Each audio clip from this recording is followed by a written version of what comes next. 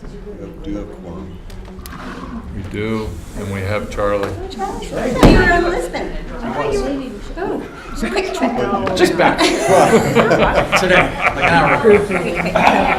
You have your priorities straight. Honey, I gotta go home. I can't miss this meeting. So Well, with that, I'll call the meeting to order. Oh my goodness, so I think we have a quorum. Let's confirm. So in attendance, we have 4 commissioners. We've got Charlie, Mika, Barry. 5, sorry. And then we have 2 on the line, correct? Julia, and we also have Michael. All right, cool. Can you hear us on the line? Just be clear, when we do ask for votes or other things, please announce your name. Somebody on speakerphone? We have 2. No, I mean, if they are on their own speakerphone, that's why you're getting the echo. All right, so if you're there on the line, please drop your speakerphone and go to handset. Okay. I'm on a headset. Sounds cool. Michael? Yes, and we should mute it too, right? We should mute it too, right? Yeah, but don't be on speaker.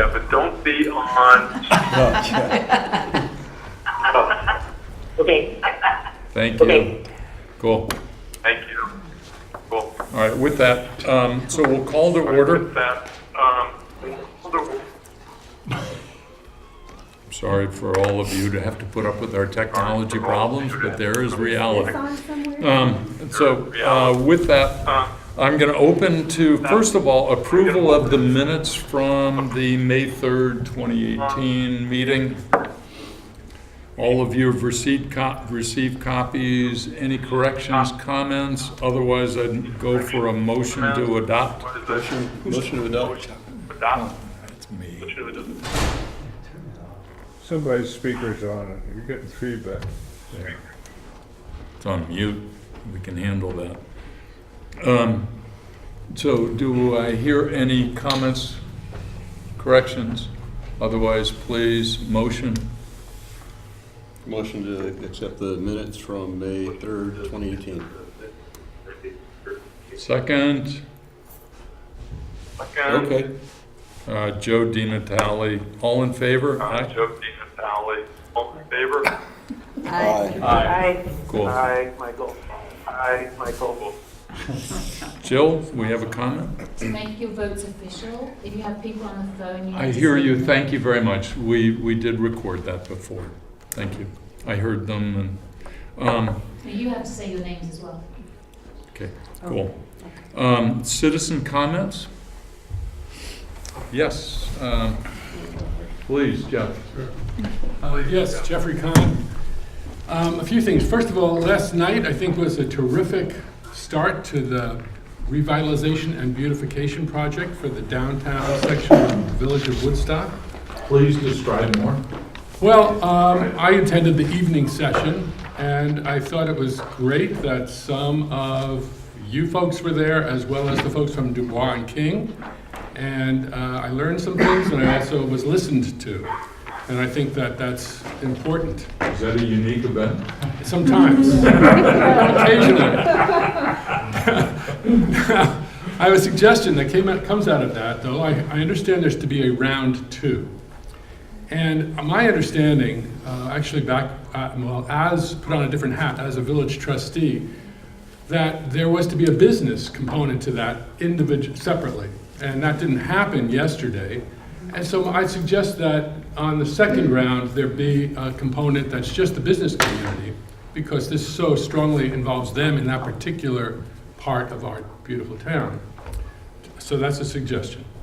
So Jeffrey, thank you. We are going to, I'm sure, take up that comment under section 8 of tonight's comments about civic revitalization. What's the status? What's the update?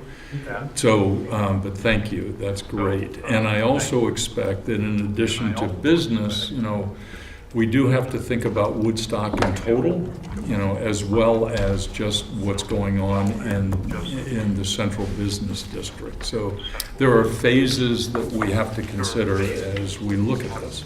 I understand. This particular project, my understanding, is focusing on that as a beginning. That's correct. So I'm just addressing that. Correct. Okay. So, and related to that, I would ask this committee to consider modifying some of your approaches to funding that relate specifically to beautification, revitalization. Let me give you a couple of examples. The flower baskets throughout the village that are on the light poles, which in the past have been funded by the Chamber of Commerce. Everyone gets to enjoy these, visitors and residents throughout Woodstock alike. It's become difficult for the chamber to fund them. I know as a business person, I contribute. Some others do, many don't. The trustees contribute some money towards that.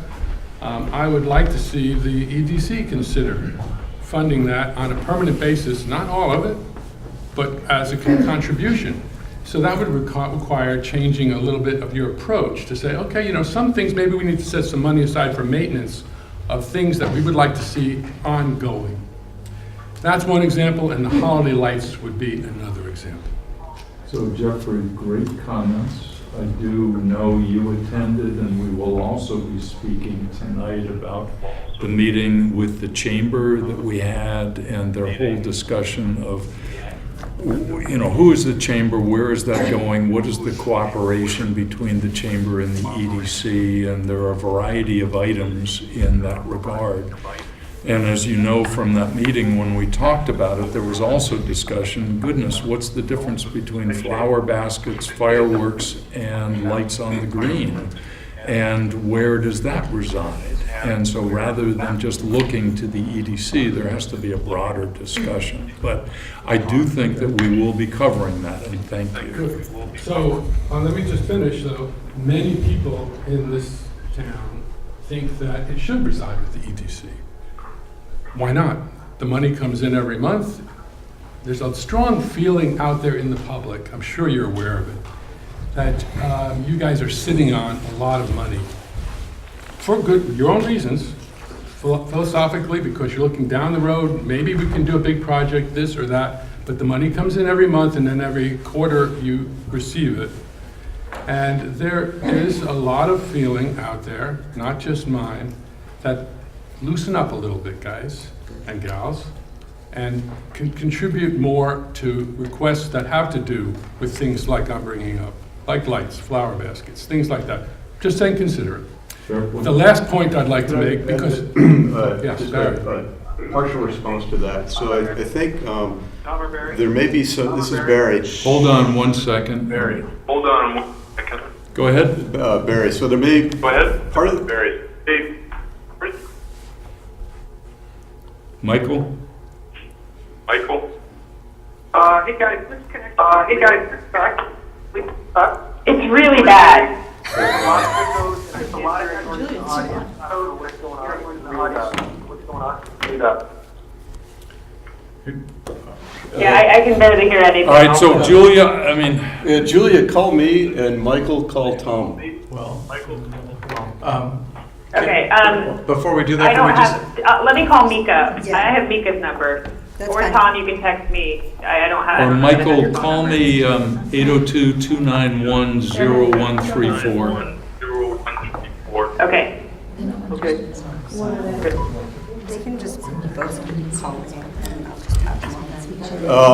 Yes, Barry. So I don't know, do you have some sense of how much the EDC has spent or committed already?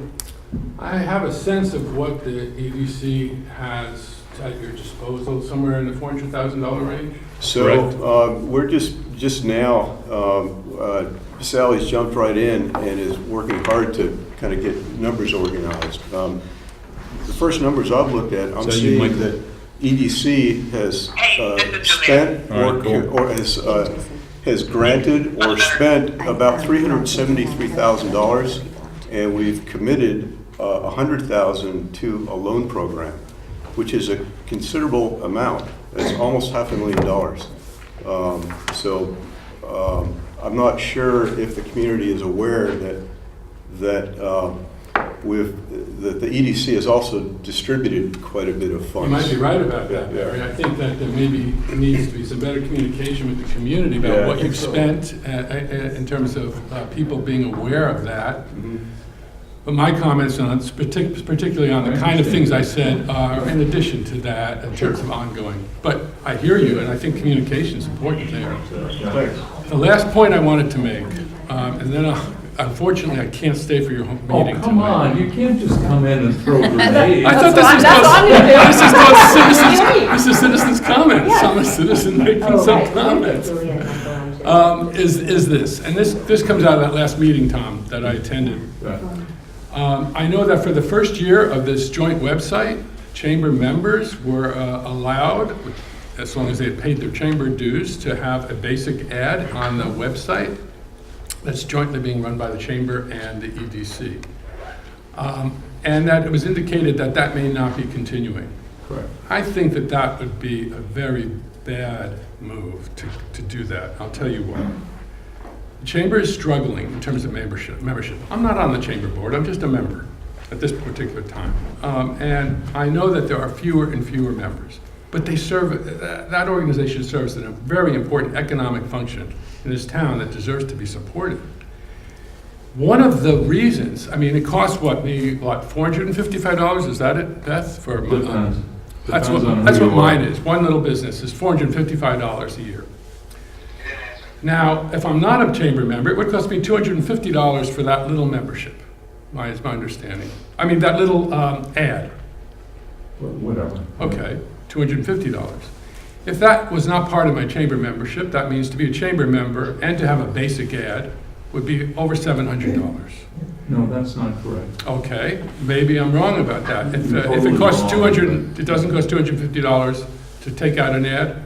No, it would be more than that to take out an ad. Oh, more than that. Okay, so it would cost even more than that to be No, a chamber I'm member sorry. and If have you a were gonna basic take- ad. Last year, under the chamber's website, the ads were much more expensive. So I think No, what, no. no, No, I'm talking about the basic Membership. membership. oh, no, it costs nothing more. Right now, as a chamber member, people get free listings. That's correct. And is that going to continue? I don't know. As you know, at the last meeting, Jeffrey, and again, I'd love to have your inputs rather than just come in and make, one-sided comments. I'd love to have the discourse. And the point that I would say is the fact that I think, as you heard at that last meeting, there was a lot of interest to try to support jointly between the EDC and the chamber what is a good path forward and what makes sense. And, and the chamber was asking questions as to those areas that made sense for them to continue to support, and part of their funding issues is that they have been supporting a number of things which maybe don't make sense for them to support. So part of it is the economics of the chamber. So let me get to my point, Tom. I hear you. I understand what you're saying.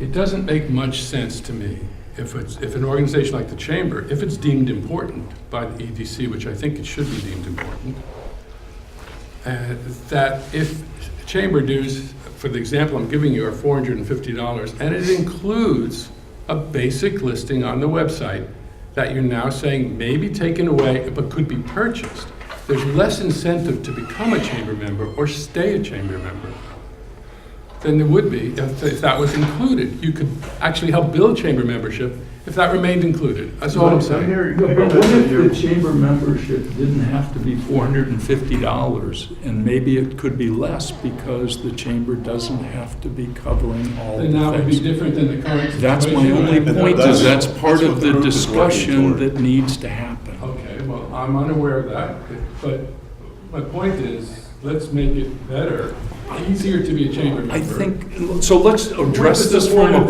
positive point of view, which is, I think we all agree that the chamber is important.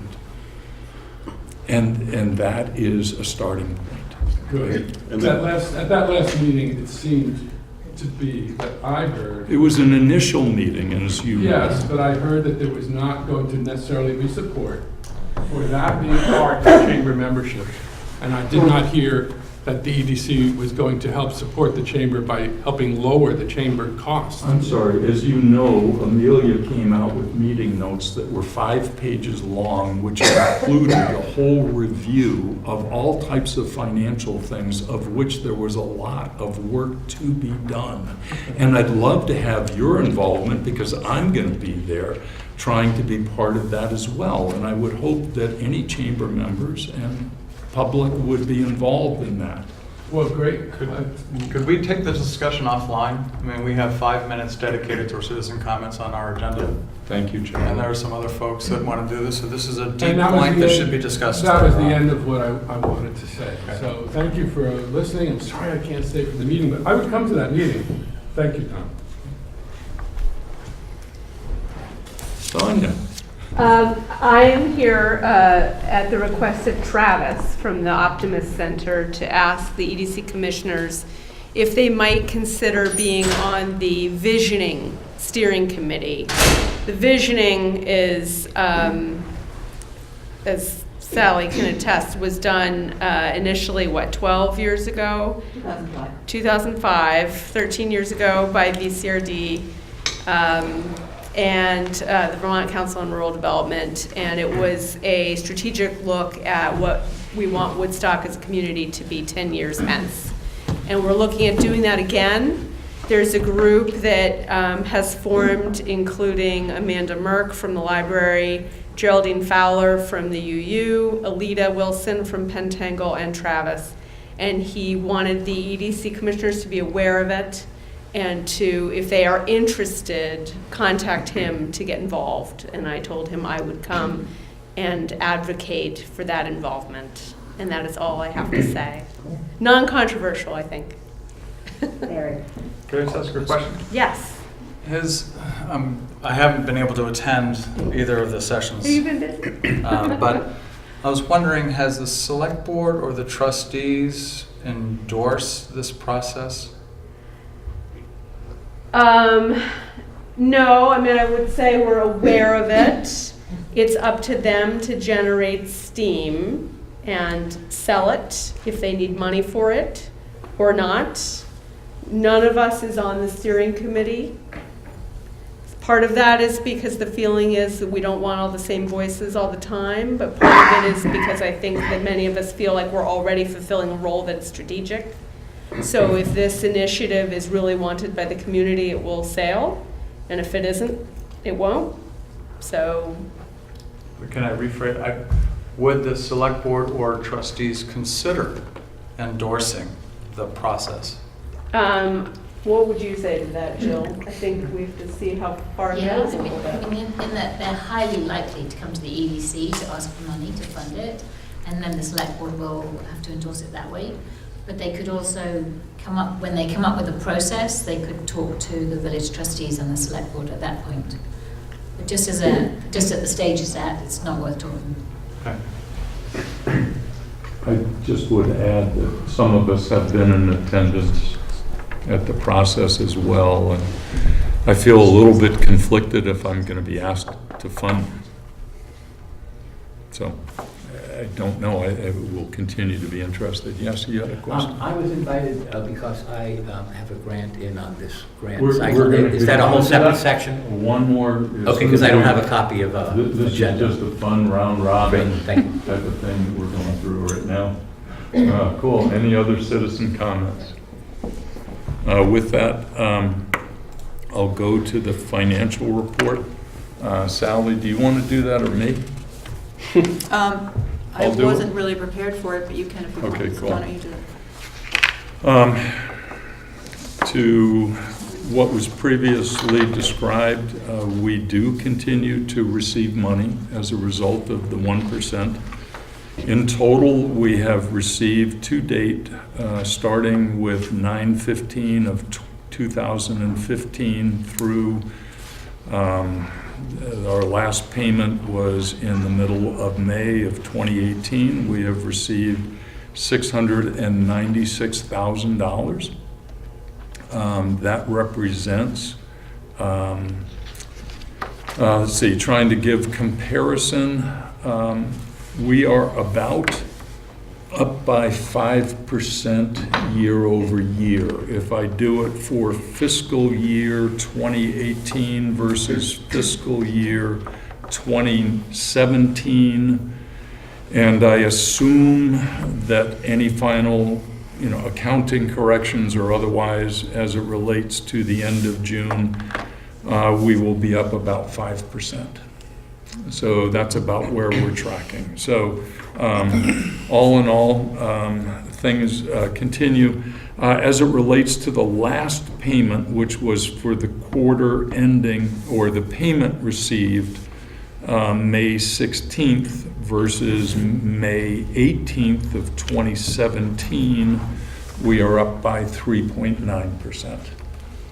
So that would be the update of that. We have paid $264,000 to grantees or other expenses. We also have an outstanding amount of payments to be paid of $84,000, which will net down from the $695 to $432,000. So that is the numbers. With that, the next part, and we've allotted now 45 minutes, so maybe through about 8 o'clock, there are a series of grants. This is our grant process. We've had a series of grants received. One has been withdrawn. Okay. Which one? And that one was Holiday pop-up. the holiday pop-up. Okay. Why was that withdrawn? Sorry. She found a different location. Oh, sure. So, but before we get into the grant process, again, I just would remind the commissioners a couple of things. One, as you consider any review, please go back to some of our rubrics that we have put together.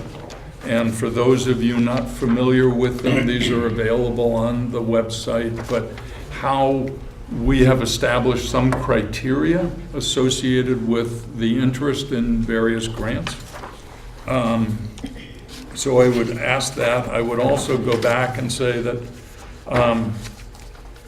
we have come to learn various things. We do favor grants that are beyond initial startup. We tend to favor grants that are beyond the initial stage, and that our desire is try to boost things up to a new level.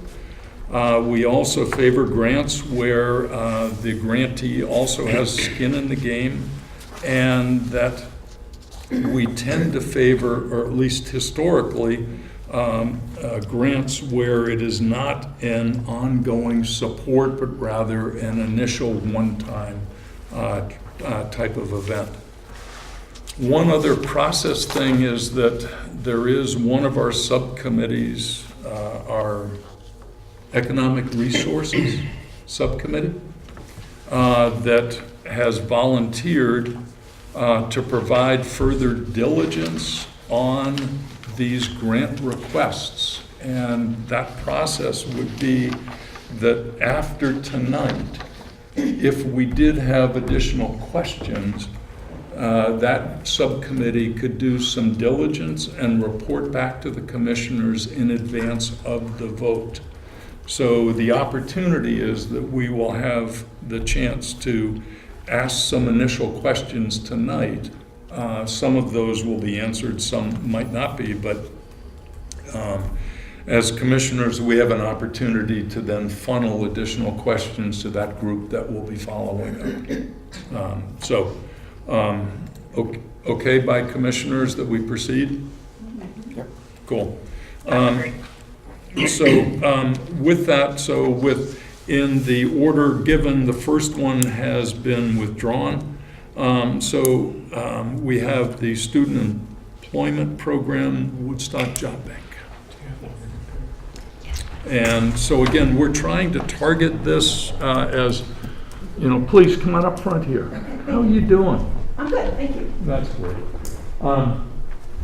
You know, we you know, 10 minutes, 5 minutes, whatever the questions are. I mean, we've all received and, you know, have reviewed, and so just tell us a little bit more and then give us a chance to ask some questions. My name is Beth Crow. I took over as the Job Bank Director in October of 2017. One of the first few months that I was in the job, what I did was I caught up on the tech because the tech was a little beyond what I had formerly known, and I also watched very carefully what type of requests the job bank was getting at the time. And what I noticed very quickly was the majority of our requests came from citizens who were looking for small, odd jobs to be performed. Everything from, at that time of the year, putting the garden to bed, taking the garden furniture in, putting storm windows up, and stacking wood. It was repeated through the next season in the winter with snow shoveling and Christmas lights and errands and driving, and it's been repeated in the spring, unbelievably, with garden work. So in response, the job bank formed a new program called Bit Time, and our first process was to put out a call to area students to see if we could get them to design a logo, hoping therefore to connect them more to the job bank in general and to what we hoped to do with this particular program, Bit Time. We did have quite a few drawings submitted, and we chose a student artist for our logo. We also, during the same time, we simultaneously introduced the idea of Bit Time to our popular newsletter readers. We send out over 1,000 newsletters a week, and we get 250 to 300 opens every week on the newsletter alone. We also had the website updated to include a form specific to Bit Time so that we could separate Bit Time from the regular employment process for looking for part or full-time work. On April 1st of 2018, we launched the program. It was very successful. On the Thursday before Memorial Day weekend, I had 27 requests for Bit Time workers for primarily garden work.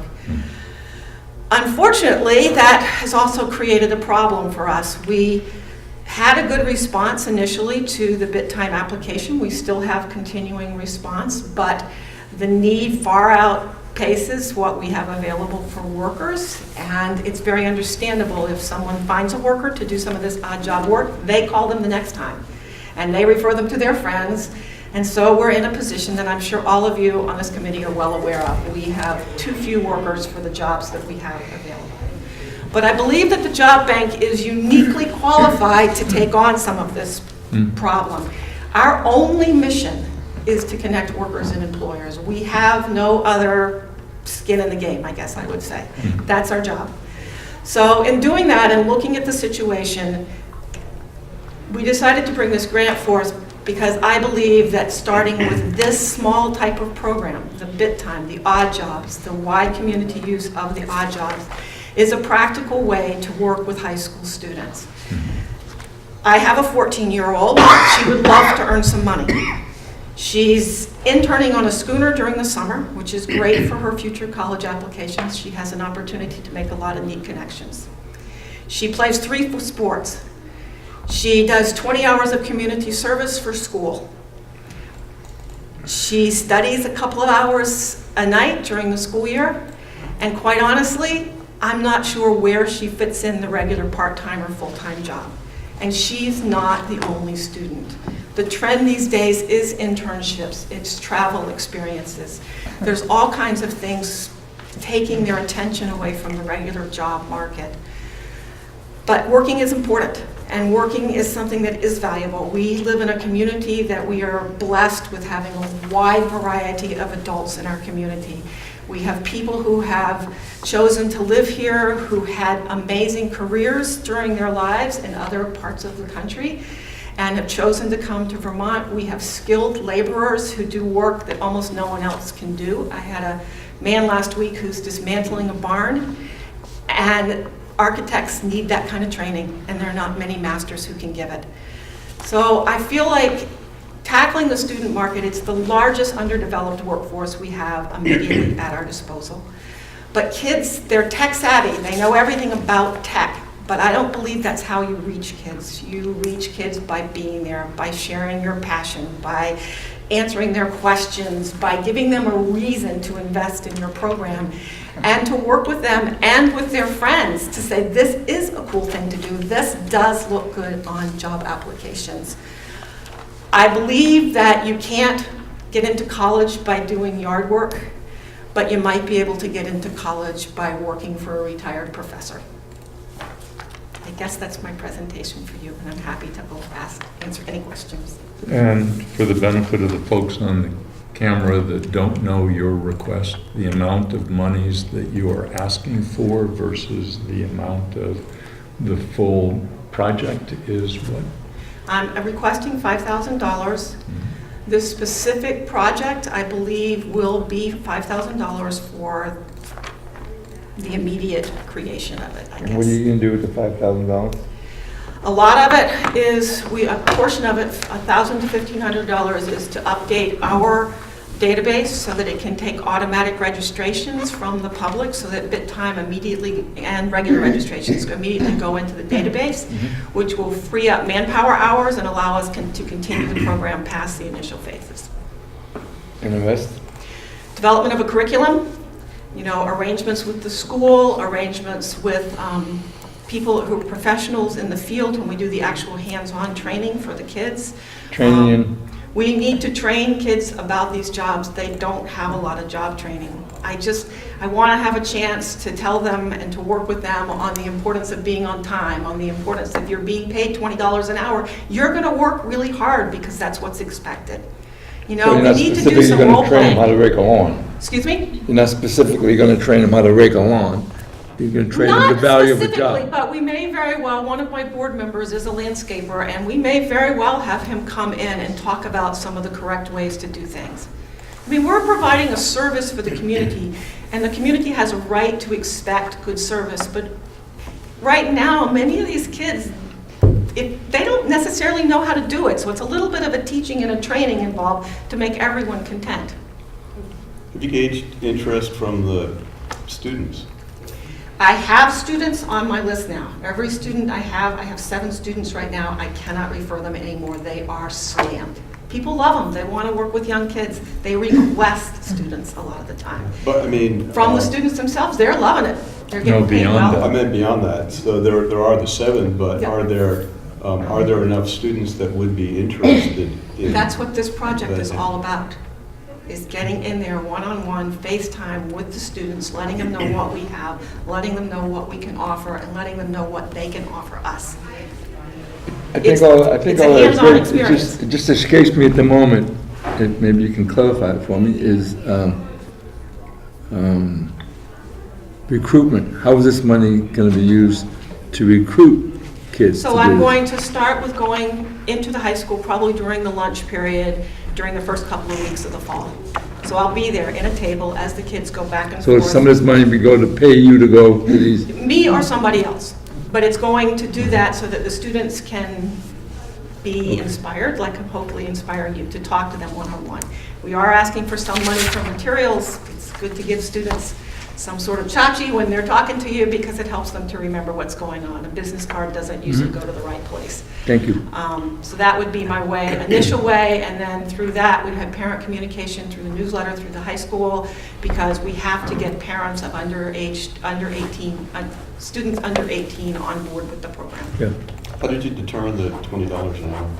$20 an hour, when I first initially started working here in town, I communicated with other area nonprofits that had some sort of job relation board.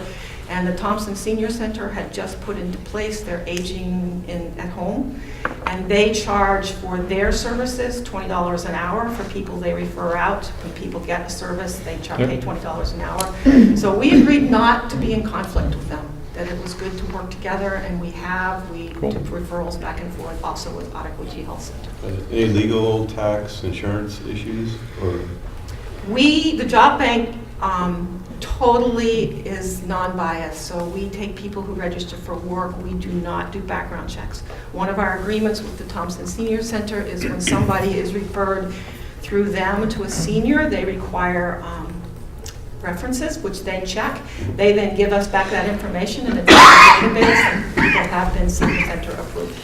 The Ottaquiche Foundation is going to do full background checks, and that information will also be shared back with them. But for myself, when I refer somebody, we have never been involved in any of the sort of reference checking. The way we're safeguarding this program is having all students under 18 have parent contact information. We will not contact the students directly. We're going to put it in their I'm parents' sorry, do that again, you contact the parents and the parents? Contact the parents. First, and then. Always. So if John Smith was looking for a boy to rake his yard, Yeah. and I want to refer Ben, he's 16 years old, Ben's mother is the contact, not Ben. That's the best way I can assure that the parents Yep. have oversight it would be the same oversight you would have if you employed a neighbor to come and do your yard work. Cool. Would you be open if there were additional questions that the folks from this I am, subcommittee absolutely. could contact you? Any questions you have, I'm Perfect. happy to research and be able to answer. Very nice. And I apologize, I am leaving. My 95-year-old father fell in the shower today. He's in the hospital. Goodbye. I'm going to Boston to get on a plane. Please. So please excuse my. Thank you for being here. Thank you, Ben. Well, this is important. Thank you. Oh, my Thank you goodness. all very much. Wow. Well, with that as a change, Sunday Jazz Gallery on the Green. Do we have someone that is going to speak to us? I am. Cool. Hi, folks. How are you? Good, how are you? Great, thank you. I guess I'll sit. All right. Play some music, I guess, you know. No, my name is Dan Webb. I'm the owner of Gear Traders at One the Green. Okay. And I'm representing Jane Webb from Encore Designer Consignment and Opal Evans from Gallery on the Green. We have submitted the grant application to help defray costs of producing a 5-part jazz concert series featuring live performances at One the Green. We chose Sunday afternoons as a time for the concerts, hoping to fill a void that is otherwise a slow period in the village. Right. The music and the festive atmosphere created will attract visitors to the village and encourage them to linger, shop, dine, and possibly stay the night. Our opening concert for the series was this past May 27th and went off without a hitch, and we had a very good response from locals, business owners, and all the visitors as well. We're very pleased with what was going on. Besides the core of organizers that Won the Green, we have the support of the Woodstock History Center. They have graciously allowed us to use a portion of the triangle there on Elm Street, Okay. which we blocked off with some cones and had some like cafe seating there for the duration of the performance. We also have Sabrina Brown, the owner of Woodstock Productions. She has helped us organize the musical acts for these concerts. She's also a superb jazz vocalist, as many of you know, and she is performing in some of these concerts with a couple of the acts.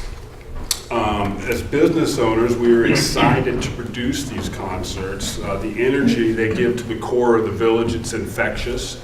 You see people walking down the street, picking up the vibe as they come along, and kind of it's a good time on a Sunday afternoon for people to do that, and we feel that it leaves a positive, lasting impression on people, just having that kind of an atmosphere in the center of town. And in closing, I would simply invite you to come and see our next performance, which is going to be on July 1st. And see how much fun you can have on a Sunday afternoon in the village. And I'll give you one of our... So could you summarize your request? Sure. For everybody's Sure, I'll benefit? summarize the request. The request is to help defray some expenses for a 5-part concert series that goes throughout the summer into the fall. And we've, between the musicians and the promotions and the permitting, it comes up to $2,000, and we're asking for $4,000 to help defray 1,000 costs. out of the 2,000. Cool. Thank you. Okay. Wait a minute. Yeah, there's a few questions. What about weather contingency? We are, the performers are going to be under the porch on the green. Okay, so it's pretty protected, and unless it was just a monsoon, we would be okay with them performing, and they're going to perform rain or shine. So that goes without saying. The one in May, it was a little chilly and there was a little chance of rain, and there was just a slight sprinkle at the end, but it didn't dampen the effect at all, and everybody had a really good time there. So I don't, some people may have. Did you hear it witnessed from over there on the river? Yep. No, I was at Elevation Clothing at the time, and the music was beautiful. Yeah. So it was a good thing, and we feel it's a good positive thing, and we expressly set it up for Sunday afternoons because it's kind of a lull. Transition. Yeah, it's a lull, and you can get some people, you can catch them, and they're like, hey, this is fun, let's hang out. This is fun. Maybe I'll go over to Bentley's and get some food, or maybe I'll go, do this or that, but it's right in the center of town, and we're just trying to kind of capitalize on our good location, and Laird behind you was going to ask if you went to P&D. Well, we may open early. Do you know if are there any long-term plans to?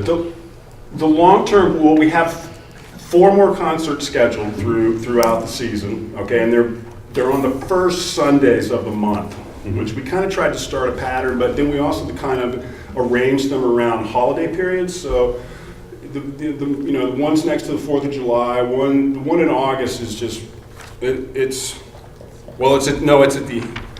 one in August is random, but the September one is by Labor Day, and October is right before Columbus Day. So it's a busy time of, anyway, but it is that lull period on Sunday afternoon where we're trying to just kind of get something going, Well, other communities have Friday. White River. They do Friday. Everybody does Well, if you Friday. turn the thing over, you'll see that we do an art walk as well on Well, Fridays. no, I think that's great. I'm just saying, there's, the idea it's a little bit different is kind of fun. Right. and it was really enjoyable. And in jazz, it's accessible. We had elderly people there really enjoying, and then we had young people there that were, middle schoolers that knew some of the songs, and they were having a good time too. So it was, music. Everybody loves good music. So. Any other questions, or would you be open as well? Absolutely. If this group were to. Sure. All right, cool. Absolutely. Any more questions? We're happy to take. As you can see, we've already got this thing going. We're just, hoping you guys can see fit to help support us. Got it. Thank you very much. Thanks. Thank you. Thank you. Can I have one of your brochures? Yes, absolutely. Yeah, good. Pass them out. We got an audience here. We've got some already. Yeah. Sure. Next on the request is Woodstock. Cool. Come on up.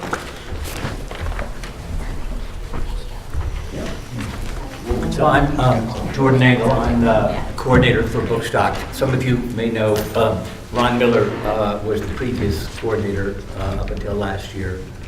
He ran it for the previous 4 years, and before that, Peter Romanier did, and Peter Romanier was one of the founders. This is our 10th year of doing Bookstock, and so it is an ongoing event, as you can see from our request. Our budget is about $27,000. It has grown over the last 3 years pretty significantly for a wonderful reason, which is that we have become quite well known, and authors want to come here and present because it's Bookstock, because we have a lot of readers who come to the presentations. And authors who want to sell their books find this is a good place to come to sell their books.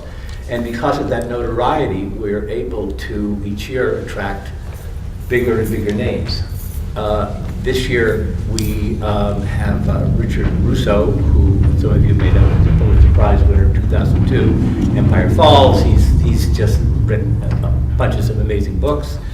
And Robert Pinsky, who is a two-time U.S. Poet Laureate, which is so quite a feather in both Woodstock's cap, but I think a feather in Woodstock's cap in that a village town with a population of about 3,000 puts together a group of volunteers, and we're all volunteers who put Woodstock together, nobody gets paid, has over the years created a 3-day literary festival which rivals a literary festival not just in Vermont, but any place. We have 3 days. We have over 40 authors and poets who present. Do you have any idea what your attendance? I think you said 1,000. Yeah, a couple years ago, Peter did a survey. Again, I'm not going to claim it was definitive, but we estimate, both because of his survey and because we do keep track of the number of people who come to each presentation. Yep. Although, of course, some of those are duplicates because very few people just go to one presentation at Woodstock. Right. People come and for a day, or they come for all 3 days. But we estimate between 800 and 1,000. I think is the best estimate because we don't charge for any of the events. It's all free, so we don't keep track by how many tickets we sell. And Do I these think people come from away? people come from all over the place. Yeah, about 30% were out of Vermont, from the survey a couple years ago. About 30% were from outside Vermont. So Jordan, I struggled my way through the Covered Bridges half marathon this past weekend. Well done. Yeah, it was a struggle, trust me. But my point, though, is they have done a very effective job to try to determine their economic impact. Charlie, help me, it's $500,000 or $700,000. $700,000, and there are maybe 3,000 runners? 1,925, something like that. Is that a Tuck School study, I think? I don't know, but Jordan, I'm just saying, I'm trying to offer back to you, which is the fact that you do have an impact on Woodstock. And I do think that you should speak to that, because you have taken something from nothing, which is now 1,000 people and is gaining quite a bit of notoriety. And so that's important to take credit for, because we're here as economic development, and numbers make a difference to us. Well, I think we're a small budget operation. There is certainly plenty of information, plenty of surveys done by professional organizations. The major arts economic survey that's done is done by a group called the Arts Consulting Group. And then their most recent 2017 survey, these numbers, again, how significant they are for Woodstock, I don't know. But what they found was that the study found that a typical attendee at an arts event spends $31.47 per person per event beyond the cost of admission. Local people spend $23. People who come from out of the area spend $47. Now, whether or not the significance of that for Woodstock, because we don't have the money to hire a consulting group to do that precise thing. But I think we are representative as an arts event.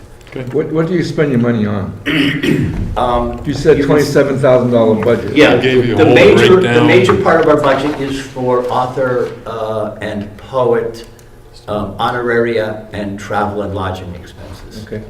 Our second largest expense is for the tents that we put up on the green. Who funded it in the past?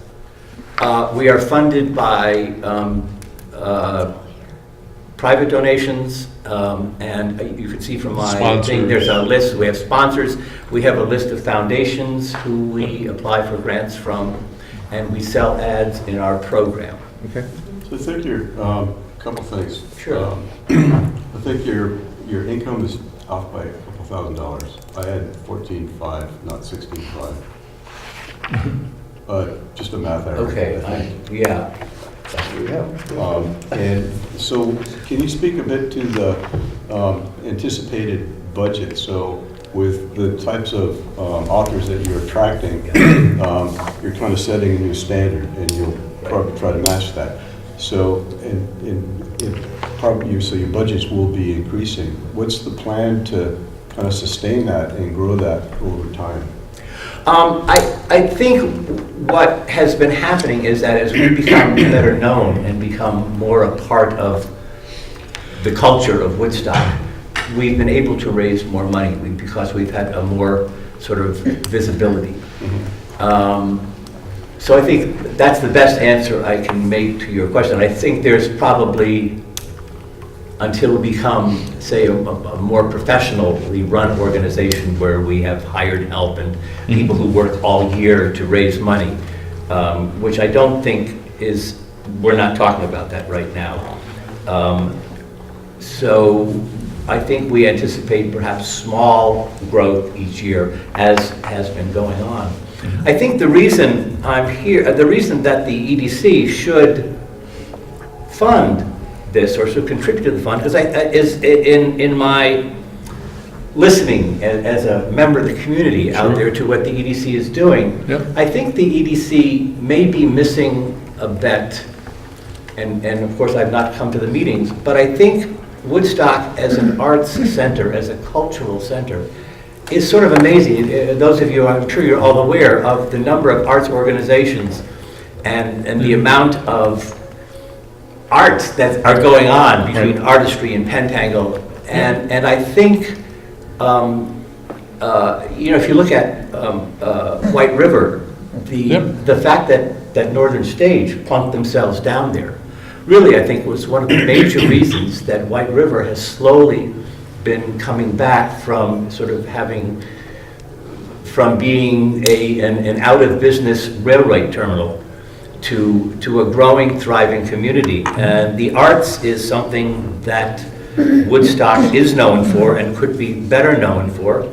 We have over 40 artists and authors and poets who come here. So it's not only the attendees who come and see Woodstock and go talk and talk about Woodstock, but we have over 40 authors and poets who come to Woodstock to present, and they go back to wherever they started, which are about half of our people are from in-state, half are out of state. And May I ask a question? They Hi, Jordan.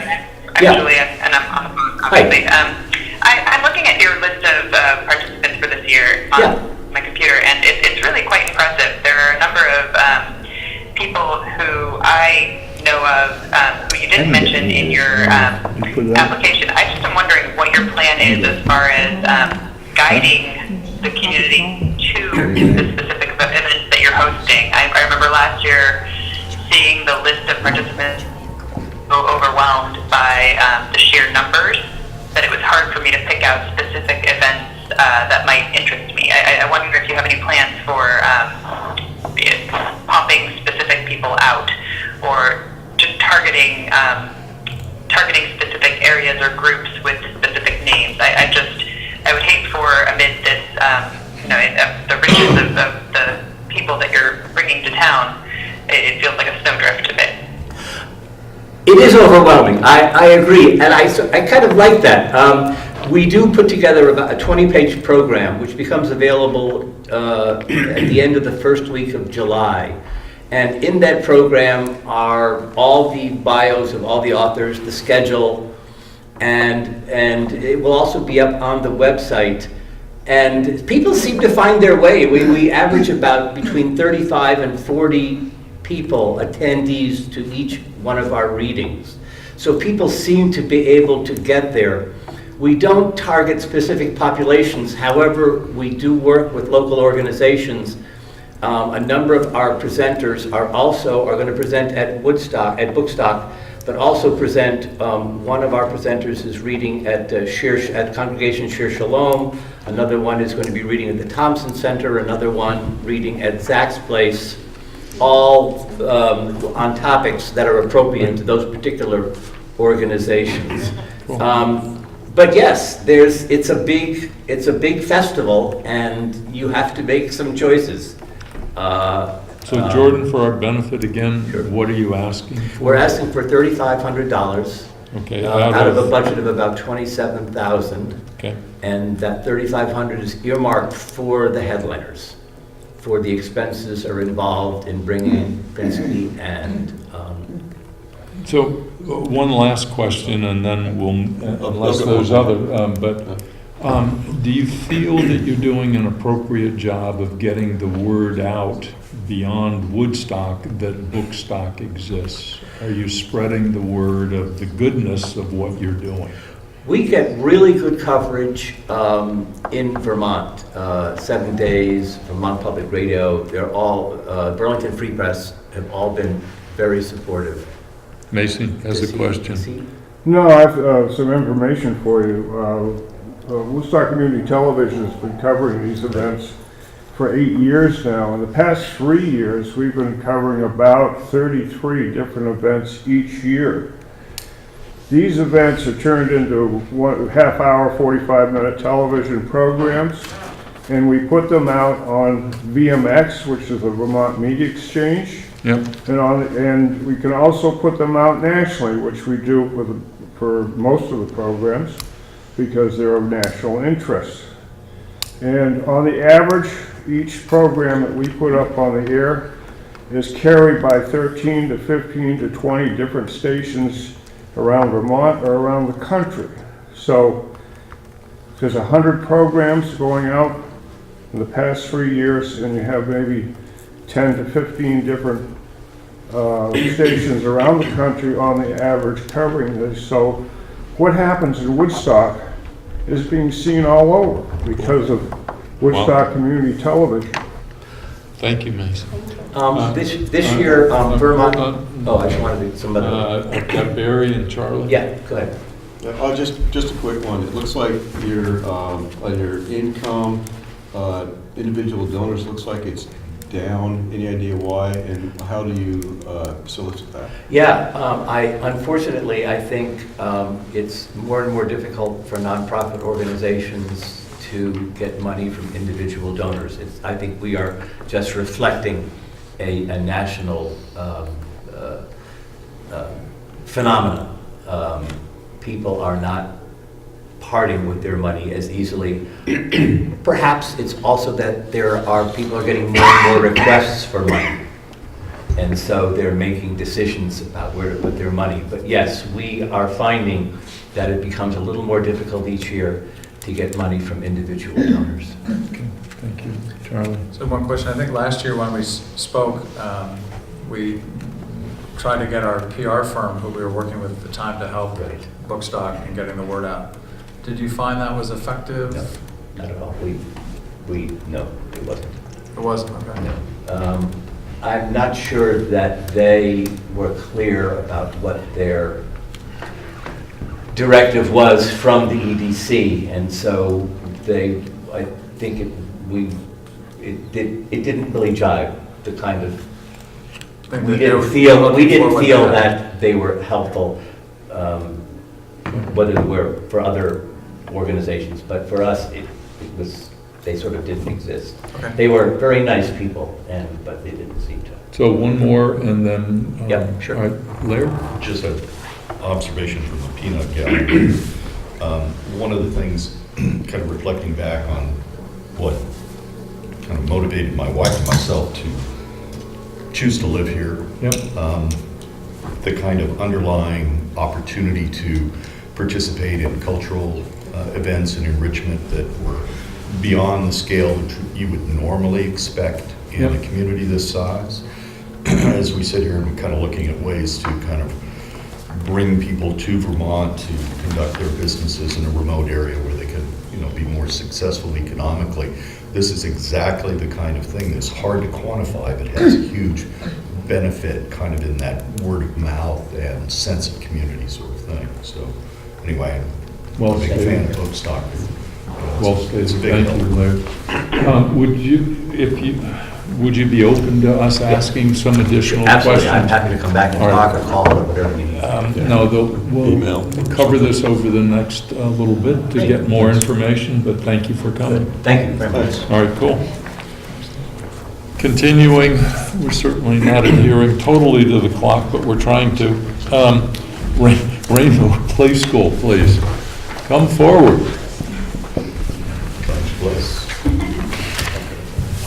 Hi there, my name is Tisha Buss. It's spelled Tesha. Clearly my parents didn't go to Rainbow Play School. We're here on behalf of our relocation project. When I moved to Woodstock, which was a little over 4 years ago, I had the benefit of bringing my child to work with me because that was the only option I had for child care. Right. So when I joined the board of Rainbow Play School, I made it my first mission to figure out how we can solve that problem. We are at a pupil to square footage capacity at our current location, which is the basement of the recreation center. So we have found a building that we think is wonderfully appropriate for a new school. This extra square footage will allow us. Is everybody familiar with where they're speaking? Not yet, where is that? It's at Purple What used to be called Crayon, the Mountown School. Oh, I see. Very appropriate. We thought very appropriate. And it protects our very beloved sledding hill. So this extra square footage will not only allow us to continue our 4-star accredited year-round preschool program, but will allow us to double our 2 to 3-year-old program. That allows 5 more kids. It will allow us to double our 18-month to 2-year-old program. That's 4 children. And to create a birth or 6 weeks to 18-month program. That will increase if we went to full capacity, 17 children. And if we were at full capacity for job creation, we're looking at between 5 to 6 new jobs. So a part of what we are trying to also do as a board. There's demand for that?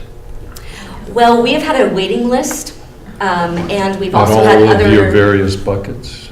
On all of our various buckets.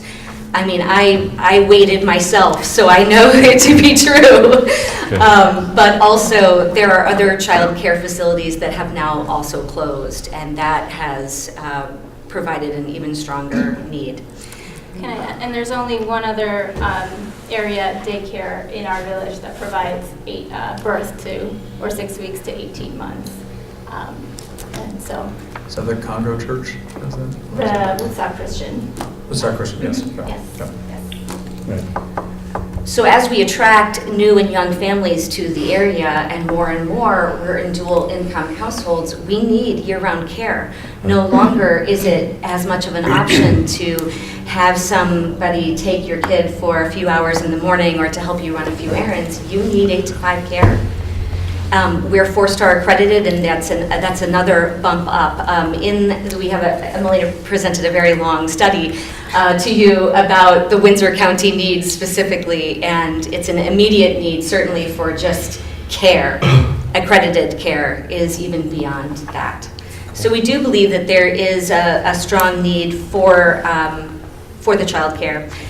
To make sure that our school is sustainable and can host a very large building, we would really like our property to be net zero. So we're working on a very robust fundraising campaign, which totals $413,000 worth of improvements. That means we have to do ADA to both floors of the building, a sprinkler system, an upgraded alarm system, significant increases to our lighting, adding toilets so that a 2-year-old isn't running across the building to go to the bathroom.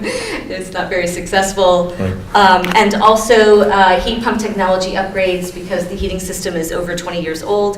And then last but not least, a solar power array, which will not only be a great educational tool, but makes us sustainable without large utility bills draining us on that square footage. Cool. And your ask is? $150,000. That's what I thought, out of a total budget of? $413,000. 413. And, okay. I do, at least I'll offer one comment, which is that we as a commission, have indicated that of our annual amount of monies that we get in, which is in the range of $250,000, that 21%, I think is the number, has been targeted for grants. So your request is well in excess of what our funding capacity might be. So just out of, as a question, if in fact, we couldn't consider this in its entirety, might Would we it take partially? anything? Yes. Just wanted to ask that question. Okay, cool. That's my question. Any other questions? It's for profit? We're not-for-profit. We You're have not-for-profit. been around for over 30 years and been a not-for-profit for the last 23. Yes. Yes. Sounds I good. believe that's the number. No one's going to fact check you. Right. Any other questions? Would you be open for us to continue? I'm sorry, I'll come right back. If we had additional questions during this next month? All right, cool. I'm sorry, Beth, I didn't see you. That's fine. I just wanted to say that safe and daycare is an economic development, is critical to economic development in this community. Several years ago, one of the members Brendan Little, came to me because the Christian school was going to close. There's nothing. Right. So the need for infant care is beyond.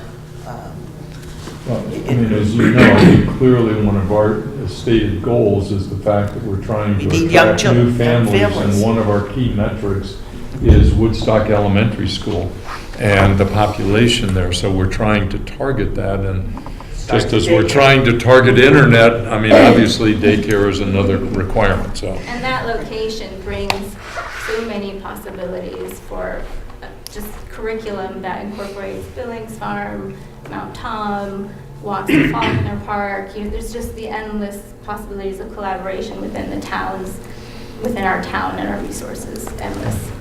So I'd say, I don't, correct me or challenge, but as I guess a member of the Economic Resources Committee or Subcommittee, I think, clearly I think that this falls outside of this grant program, but it is an important thing. It's an important asset, and so I'd like to follow up somehow and kind of explore what might be the right approach. Can I ask why, Barry? Why do you think it falls outside of this grant? Well, because we've committed $50,000 a year, Yeah. and it's a $150,000 ask. No, I understand that part of it, but No, to me, That's the only part. Okay. Right, that's the only part. Okay. I think as an application, as a need, it clearly falls within, or at least falls within consideration. But it's the amounts just don't. But as they indicated, partial might be better than nothing. So, Charlie? I just have a few questions. Is Dawn Giesky still the director? She is. Okay, great. And the property is being purchased by Rainbow Preschool, the 501c3? So you'll actually own it. So this 413 is the budget amount, does not include the purchase, is that correct? That's correct, but it does include the solar panels, which is a large part. About a quarter of that budget is just solar panels. $100,000 for To be a net zero building to heat and air condition 7,000 square feet. Yeah. And I guess I have two questions about the ongoing program if it moves. And I remember being on the pommel lift at that ski area, or the T-bar. Yeah. Was it pommel lift, T-bar? I can't remember. That's a pommel lift on the third floor. There's a circle in the, Yeah. It's really cool. It's back in 78. So you get many of those things. But just in terms of the number of students that you're planning on who are pre-K, how many of them are there? We have about 13 to 15 kids. We did not anticipate that program would expand. We have the square footage to expand. Yeah. We could obviously add staff to expand, But we assumed that with the preschool programs that are opening at the Woodstock School and Comfort and whatnot, that's the reason why we kept that number exactly the same. We do believe that our young program will then be a feeder into the preschool program because you get really attached. And one of the things I love the most about Rainbow is that you grow with the teachers and then you still continue to swap in and out of other classrooms. So my daughter still will go take a nap in Elsa's room because she loves Elsa and she misses her. Right, okay. So there's an exciting thing about the family and keeping the intermixing of the child ages. Okay, and then the last question I had is in terms of affordability. I mean, and is your goal to make it so that the school maintains its current affordability or current rate structure or that type of thing? Yes, we usually have about a 2.5% to 3% rate increase every year. We hope to hold that. There is a 1,000 square foot apartment at the front of the building that's residentially zoned. We do still plan on renting that out. It does require a bit of extra legwork to make sure that those renters are appropriate for the rest, for the preschool. And then there will be some additional space that we won't use that we could put definitely under fair market value to try to get the space being used by other groups for sure. Okay. But to his question, the actual tuition or structure will be kept affordable? Yes, we are actually under some of the local, some of the other local options. And because our preschool program also does get the state assistance, just like the school does, it operates slightly differently. But yes, we plan on staying affordable, and that 2% increase is pretty consistent with how all daycares and childcares have to operate locally to continue paying their teachers somewhat of a good wage. Great. Thank you both very much. Thank you so much. Cool. And if we had been at one of the earlier meetings and heard that the funding, you hear this number, and so we went big. And we wouldn't have done that had we understood a little bit more about how this works. So we apologize for. Well, we're happy to have you here. Thank you for coming. Ask. Thank you very much for coming. Thank you. Awesome. Mary, did you have a question? Well, I sort of did have a question. You ladies have a lot of energy, and I can see that. And what is your time limit on the board? We've both discussed this, and we're here to see this through. So I have one child in right now who has one more year, but I've said that I will continue on, and Tish, I'll let you. Yes, I am on for 2 more years, and then we additionally rewrote the bylaws recently to include community members on the board, so that one of us could stick on without kids involved. Yep. Until it comes to fruition. Yes, we're in it to win it. I would just like to support Barry's thoughts about the fact that they're requesting monies that are not perhaps appropriate for this particular grant cycle, but that the availability of quality childcare is one of the major ways people make decisions about where they're going to live, much more important than how the town looks. And I think childcare, as we all know, gets short shrift. It's one of those things that, oh, that's nice, is there childcare or not?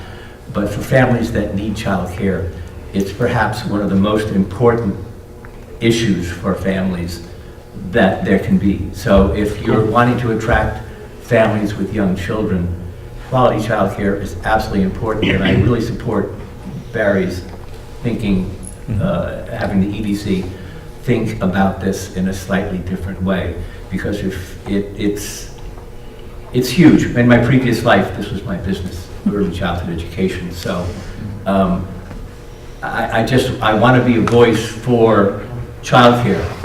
Childcare is hugely important to families that need it. To families that don't need it, it's sort of like the sewer system. Well, it's sort of there, but nobody ever thinks about it. But for families that need childcare, it is one of the most important things for a family. So I hope that the EDC can find a way to start thinking about this a little differently. Thank you all. We're moving to our last request, grant request, East End Eats. So Anna was unavailable this evening, but she sent me something to read to the commission. Okay, cool. East End Eats, presumably this is what she would present had she been here. East End Eats is not only a food truck festival, it is a gathering place for the community. It's an event that represents what is so special about Vermont: good food, good people, and a beautiful environment. The first East End Eats was sponsored by Sustainable Woodstock that took place in the new East End Park on May 12th. It was an event that had the original purpose of bringing attention and traffic to the new park in order to garner the community's interest and support. I believe that it did just that and has the potential to do so much more. The initial East End Eats was made up of 6 actual food truck trailers and 4 food stands. Beer and wine was served as well as cocktails. We estimate that 700 to 900 people were in attendance, making it an overall success. Sustainable Woodstock provided music, seating, portable toilets, and a portion of trash disposal. I'm applying for this grant as an individual event coordinator that is in the beginning stages of creating a business in the town of Woodstock. I'm pursuing the continuation of East End Eats with the goal that it grow to be a trademark event, much like Wausau Weekend, with the ability to morph into a gathering that reflects the best interests of our community. I believe that with the Economic Development Commission's support, the event can become a great draw to the community, giving our town of Woodstock the attention it deserves. Because of the recent popularity of food truck festivals, an opportunity is created to make Woodstock a destination particularly to a certain demographic. In hosting events such as East End Eats, we are sending a message out to the surrounding areas that we are in a position and mindset as a community to accommodate the wants and needs of the millennial generation. East End Eats not only allows us to support small local business across multiple industries, but it also supports the tourism economy that Woodstock depends on. It has the potential to be the type of event where folks will come, stay the night, visit downtown, and fall in love with Woodstock. East End Eats illustrates so perfectly what is special about this place. With a grant from the EDC in the amount of $2,000, I will be able to create another East End Eats event in the fall of this year while leveraging the funds to garner additional sponsorships and revenue for an event again in the spring. This will then establish a self-sustaining model that will allow me to continue producing these events in the future. I will also be able to grow the event with better music and added advertising with the hopes of increasing attendance. It is my wish that this request is received with the best intentions for Woodstock and its inhabitants, both future and current in mind. Thank you so much for your time and attention. Sincerely, I did see that one. Cool. Are you also hosting questions? I can at least pass them on. I would hope that Anna would be open to this subcommittee to... Oh, sure. Yeah, she absolutely will be. Now, having said that, did the first event make money? Well, I can answer that. It did not make money because we did not charge either the food truck vendors or participants. The goal of that one was purely to get people down there to the park. Okay. And there was no intent to raise money, to actually and it has indicated that those are two, well, sort of 3 potential sources of income. One is, what she did tell me was that the vendors bring enough food for 300 people, and they all sold out.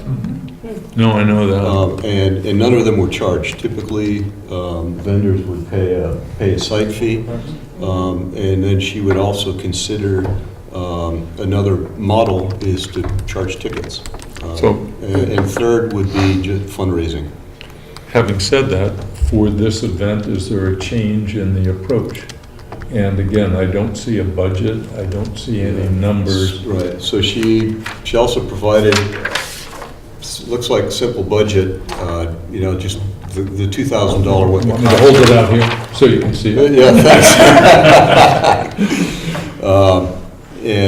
But it looks like it needs to be enhanced. I will have some more questions about the budget, cool. But there is $2,000 of costs to operate it. Yeah, I just didn't realize. I mean, I would think that somebody walked out of there was revenue to be had. Yeah, there was revenue to be had. And so, and how much of that and what's Anna's approach different than the first approach going to be, and how, and how that impacts the requests that were being asked.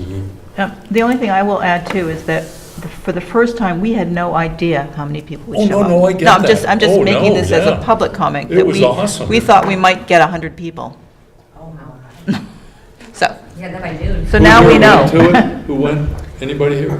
Wasn't it amazing? Yeah. My daughter asked for a food truck birthday party. People were pulling off the road. I know, it was amazing. Oh, no, it's Absolutely. fabulous. I mean, the Farmstead cheese guys were driving, they had a shuttle going down getting more cheese so they could make more, grilled cheese sandwiches, so. What the vendors asked to donate? And some of them did, but not all. I'm sorry, so we'll go to Charlie. I just have a question. I think either Mary or Sally can answer it. In terms of the new venue, which is cool, the Riverside Park, who controls it? I mean, is that the village trustees Yes. that have to decide as to what uses? So Mary wouldn't know that. Mary wouldn't know that. As a I know select. she's a select woman, Yeah. but No, for it is- years of governing the Yeah. process for the Right. green. it had We're to be dredging way nonprofit. back. So we have actually talked about that. The village trustees, I mean, it is owned by the village, not by the town. And Right. we've talked about them establishing some procedures like they do for events on the green for the East End Park. So it would be very similar in terms of using it as a public space like the green. It's a great venue. It's Yeah. awesome. That was Yeah. a great event. So. Yeah. Okay, all right, thank you, Anna. No questions. We will, please, filter get them through back the- to the, and we'll answer them from there. So with that, that is the end of the grant presentations. So then moving on, and for those of you here, we're on point number 6, the chairman report, coordinator report, and then we're going to get into committee updates and then new business. So trying to power on through. As a chair report, the one that I would go to would be to comment this past month. We did have a meeting. Oh, gosh. How many people at the Chamber EDC meeting? Maybe 10, No, more than that. 15 maybe?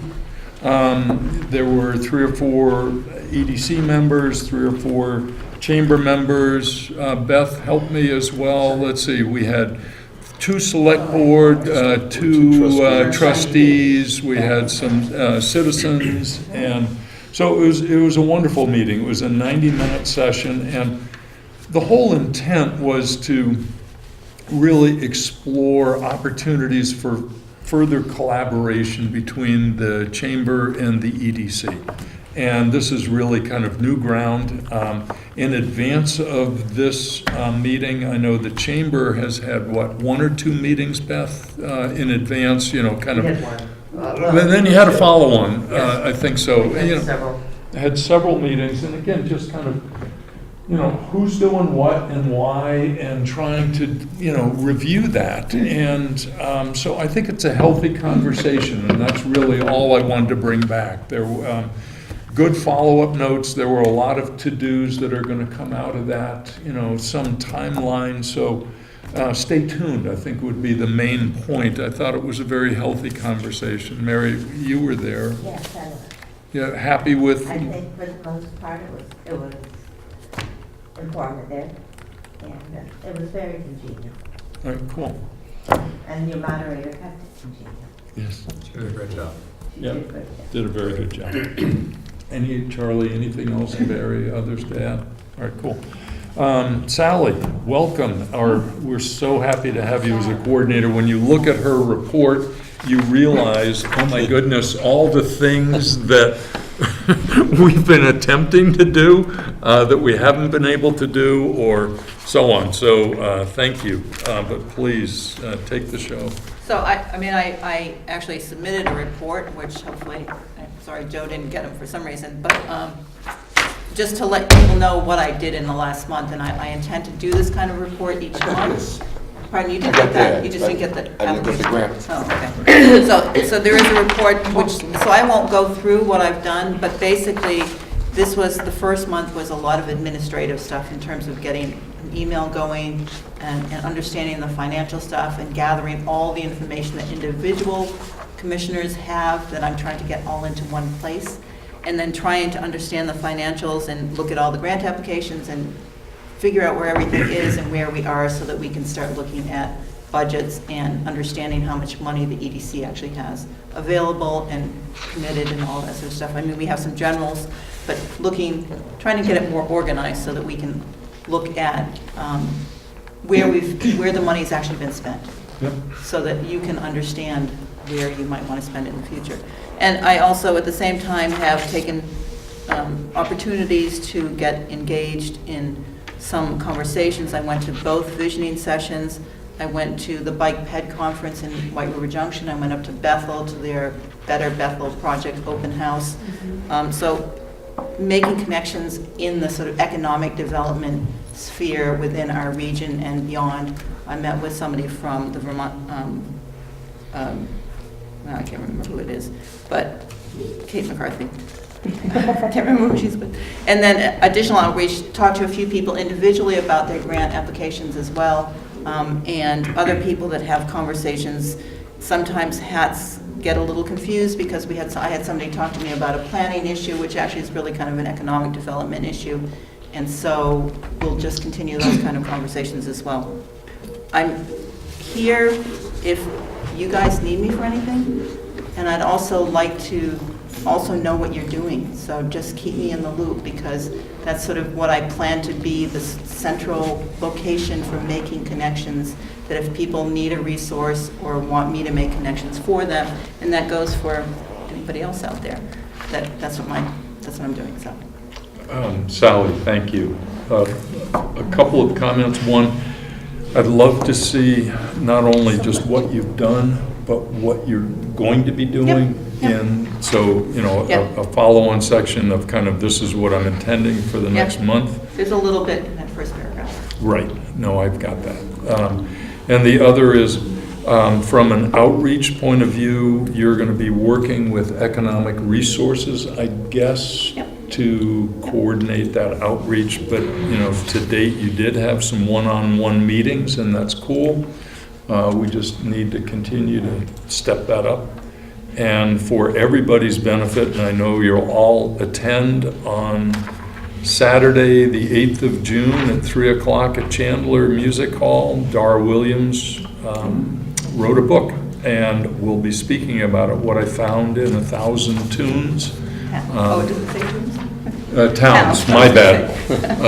But anyway, it's a good book. I think it's appropriate to what we're considering here, and this is a lot of hard work that she put into that effort, and so I know Sally's going to be going. I, for one, to applaud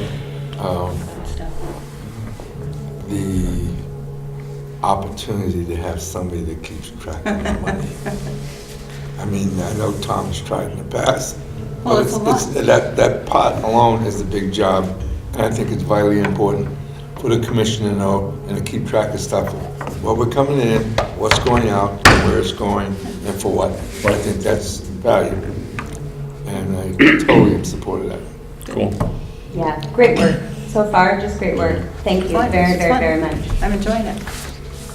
We're enjoying you. Okay, moving on. We'll play that recording back every time, Charlie. We're going to point number 8, EDC updates. We have 4 subcommittees within the EDC. The first one is promotion and website. I'll provide the update for that. Courtney is in New York City. We're making great progress. All of you are familiar with WoodstockVT.com. I'm sure you go there daily. I'm sure you read the blog. You've been seeing our Instagram posts. I'm sure you have. Right, Mary? Absolutely. Good. Because you talk about it every day, don't we, man? You and others have been doing it. So for whatever it's worth, we've been now up and operational on Woodstock VT. This is a combined effort between the Chamber and the EDC. Woodstock VT has been operational in its new mode now for 3 months. You can use a variety of analytics and metrics to measure it. So far, what we have done is, I've got them right here. Here they are, the metrics. The page views, which is as good a way to measure as anything, is up by 47% year over year. So the first 3 months from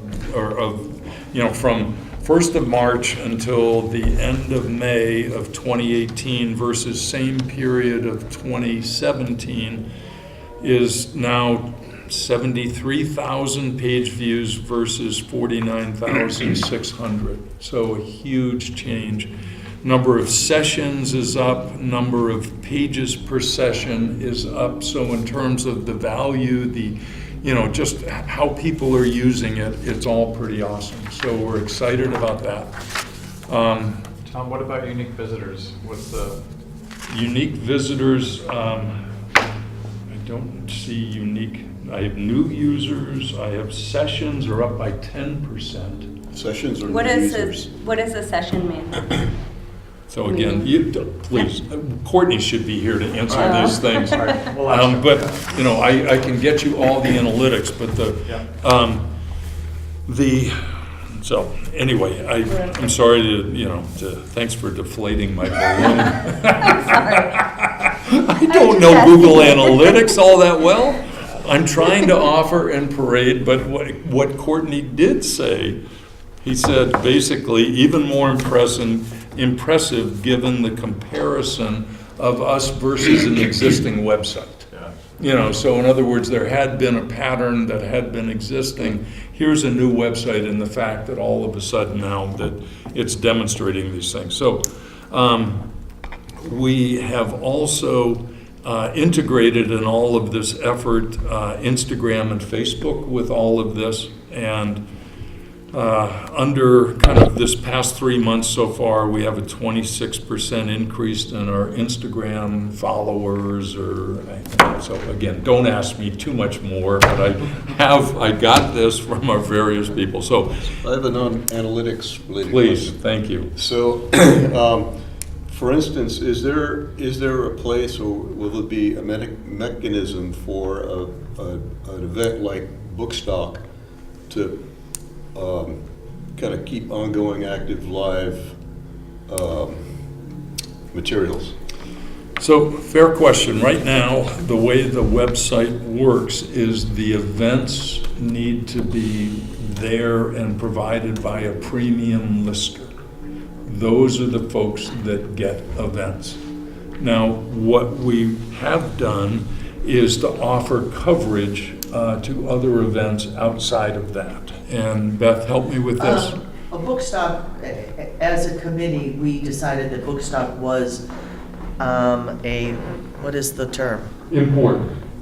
No, it's a featured event. Okay. So just like Wassel. So we didn't give any credence to whether they were members or whatever. We just put it up there as a featured event. Right. Because it's important to the community. As Katie gets, as things go on, she'll be blogging about it, I'm sure. Yep. And so, yes, there is a way for And it's linked to their website. There's a link on the chamber page that links to our website. And I presume eventually we'll put pictures and all that sort of stuff up, but we're excited that, now that the dates are correct, that that it's linked, so a lot of those people can get directly to us. Answer? All right, good. We are continuing to, again, I would point out to all of us that we're really running a business here. There is no other way to say that. Business that has to generate revenues and has expenses. We do have, and Charlie was very good, and I don't know if you shared it with the other commissioners, but in advance of the chamber meeting, you had asked a couple of questions about the website, and Remember that, don't you? I have them right here in case you did. But anyway, they were good questions, Charlie. But yeah, but we do have a six-person oversight group that is providing the management of the website. There is not one individual. Right. But we actively gather as a six-person group. There are two people from the EDC, that's Courtney and myself. There are two people from the chamber, that's Jennifer Vincent and Beth.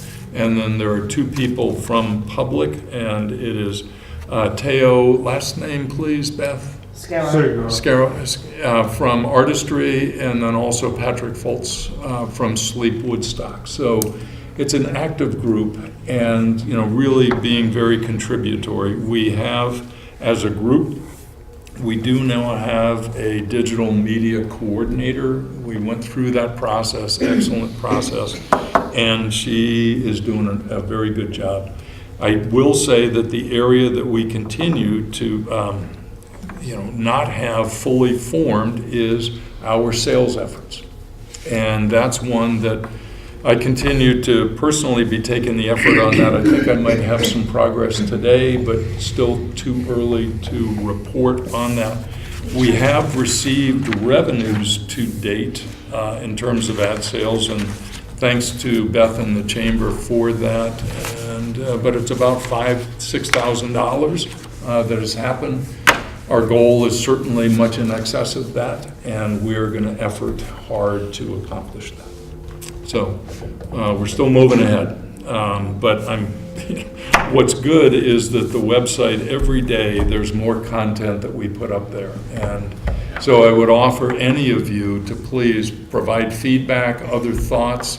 A key area that we're trying to go at, and Jill's not here, but we've had requests to put together, kind of like a 2-page or 2-day agenda, a 1-day, suggested routes or things like that. In the end, we're hoping to be much more like Woodstock's concierge, and that people will know where to go and what to do. So we will be we already have started a series of best of, best places to take your kids, where do you get ice cream, where do you go swimming, but there will also be guides that we'll put up there, where do you go for walks and other things. So we're going to continue to put up as much content as we can and link it back to as many organizations and businesses as possible. So that's the update from promotion. I'll turn it over to economic resources. You're a tough act to follow, and I'm excited to hear about civic revitalization. So in brief, the housing study is underway. We did receive a draft, and it's looking good. And we'll be providing him some input and some data to help move that along. Okay.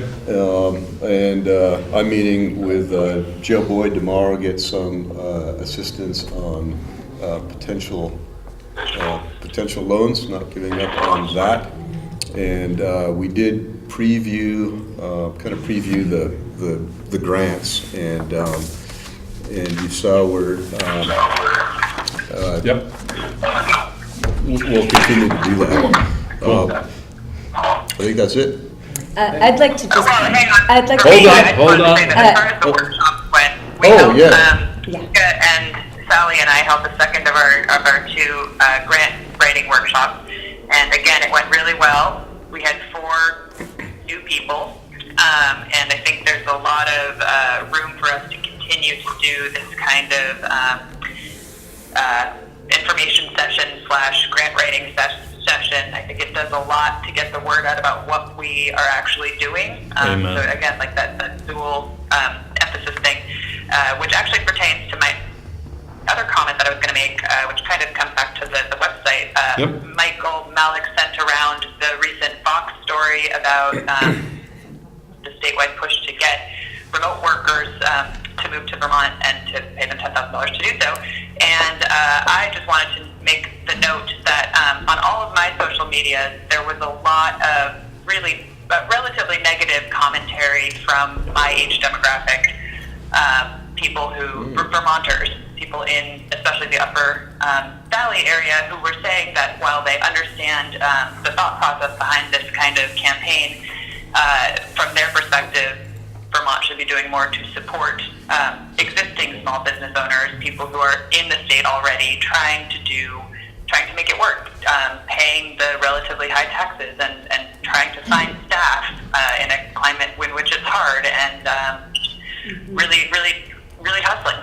So I just wanted to make that clear to everyone that we have a tremendous opportunity right now to make what we're doing better known, and I think that if the Vox story shows us anything, and at least as a member of the national media, I think that the national media is really eager to cover rural America that is a little bit more liberal and that's taking interesting steps to change and to be interesting, to attract people. I think we have a lot of, it's a really interesting moment to be working on the EDC right now. So if I could, Julia, as you probably have seen, that was going to come up a little bit later. Do you want to continue the conversation because there is a follow-up question to that? Or could you hold on that and we move on to the other subcommittees and then we come back? Yeah, absolutely. Sorry, I hadn't necessarily looked down the agenda. Whatever works for you guys. Thanks for sharing that. I didn't mean to overlook it, and I think that was a highlight. Last month's highlight of the subcommittee was the grant program. Yeah, I just wanted to say that those grant workshops, they were fabulous, and the people that were in them were very interested and very engaged, and it was inspiring to see that people were coming in with ideas. We don't necessarily know what all of the ideas are, but I've heard feedback from people since. 2 people last night I saw that had been to one of those grant writing workshops and were very grateful for it. And we'll be following up with grant. Yeah, and Beth, the woman who presented, sorry, I'm pointing to someone that's not there. The woman who presented at on the job bank. Oh, yeah. She was at one of the grant writing workshops, and cool. prior to So, that, there has been continuum. they've been successful. Yeah, They're producing something. And then Sally, you've done follow-up work with some of those folks? No, or these are different folks. different people? Okay, because you provided some advice to some of the grant Well, writers. just some comments, so, yeah. Okay. Yeah, it's been really good. So, great job, Julia.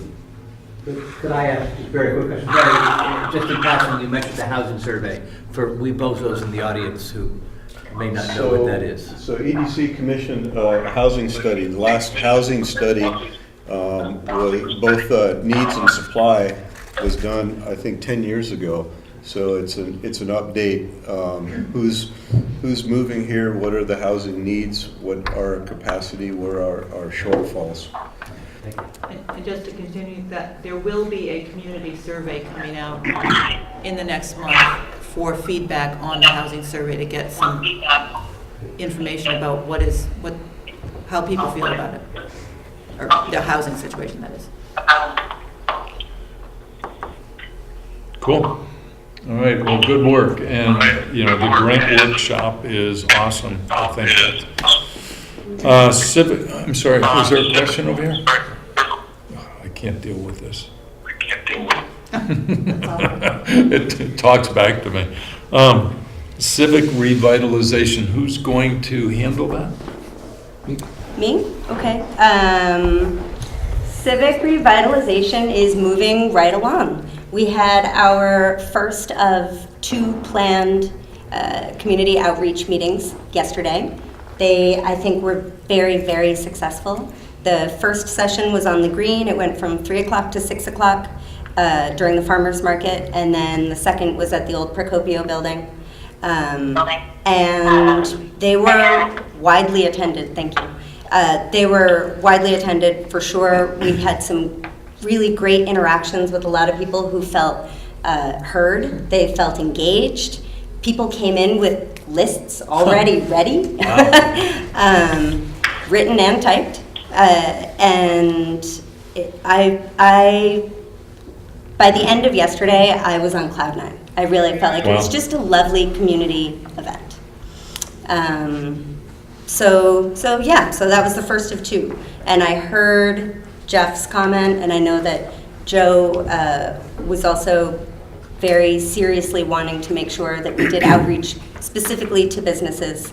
And we had a meeting that was set specifically for businesses. And I think the rest of the sort of subcommittee agrees, but also we recognize that we have a very limited budget.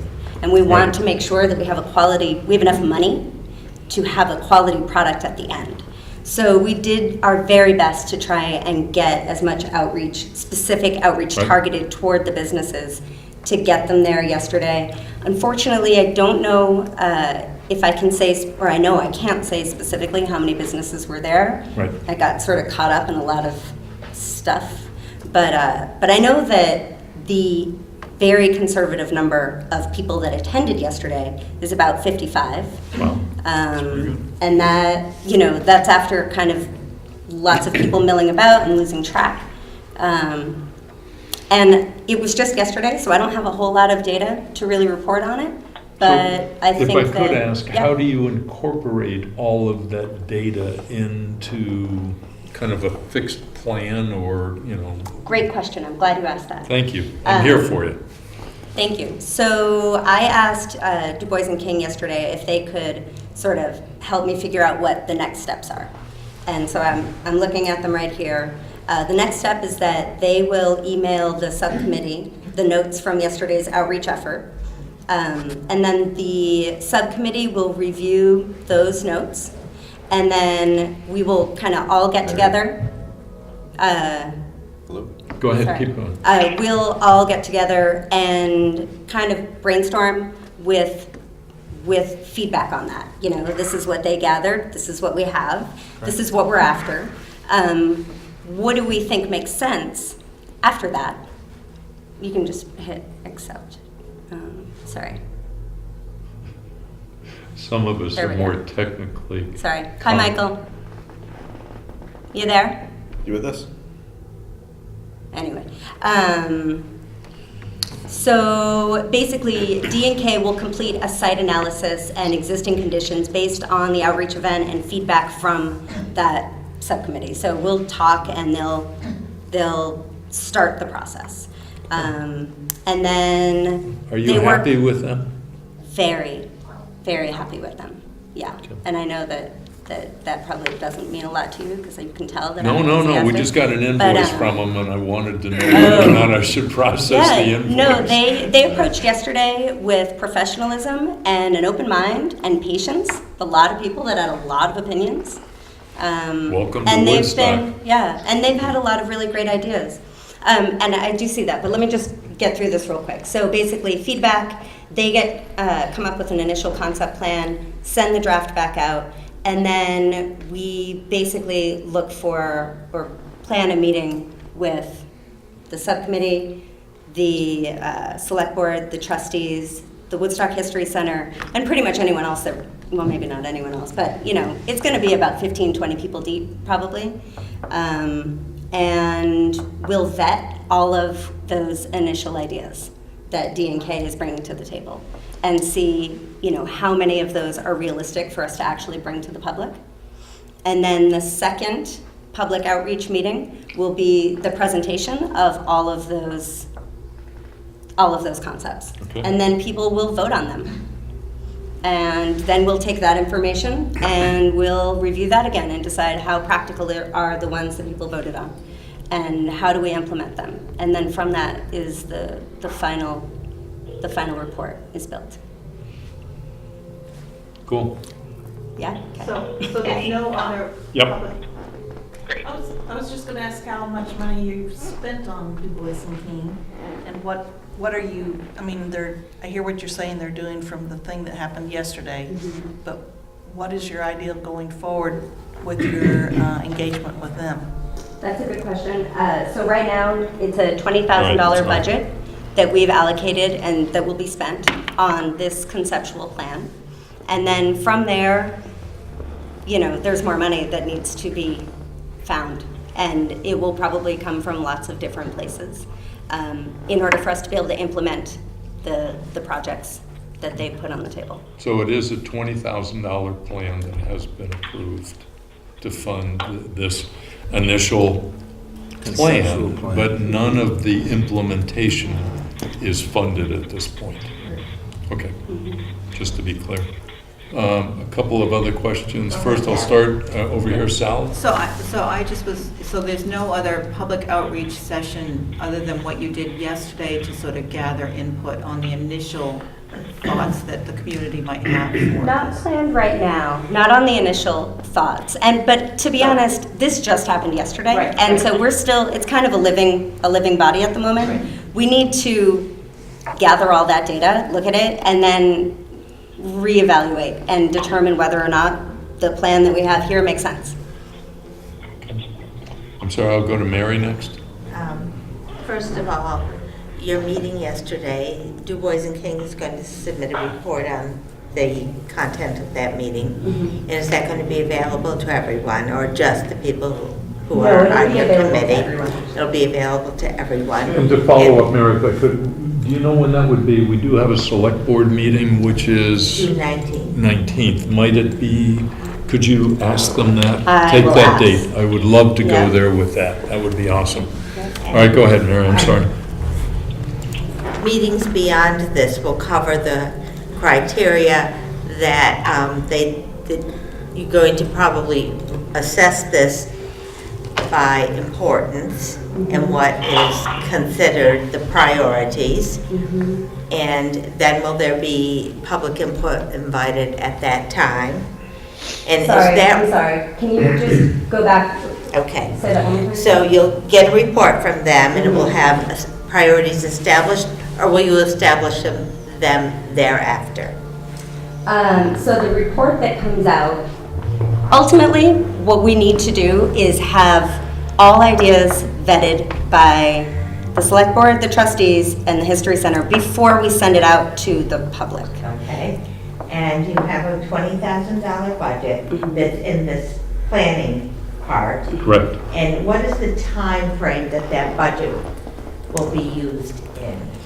Well, I found out yesterday, actually, that Jill was saying, she's not here, Jill was saying that if we want to get into the budget cycle for the select board, that we need to make sure that everything is completed by mid to end of November, I think.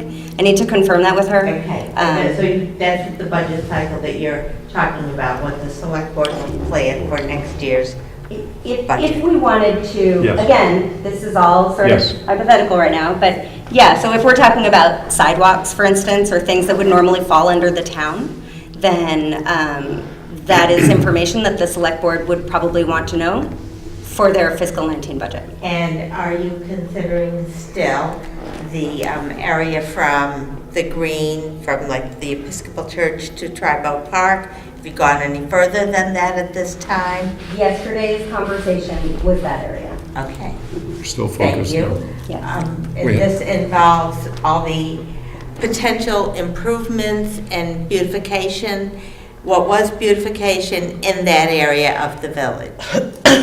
Yes, I mean, again, it was just an initial, this was an It's hard to initial know if it's gonna be everything. fact-finding I see. information. And you're submitting a proposed request to be budgeted by the select board.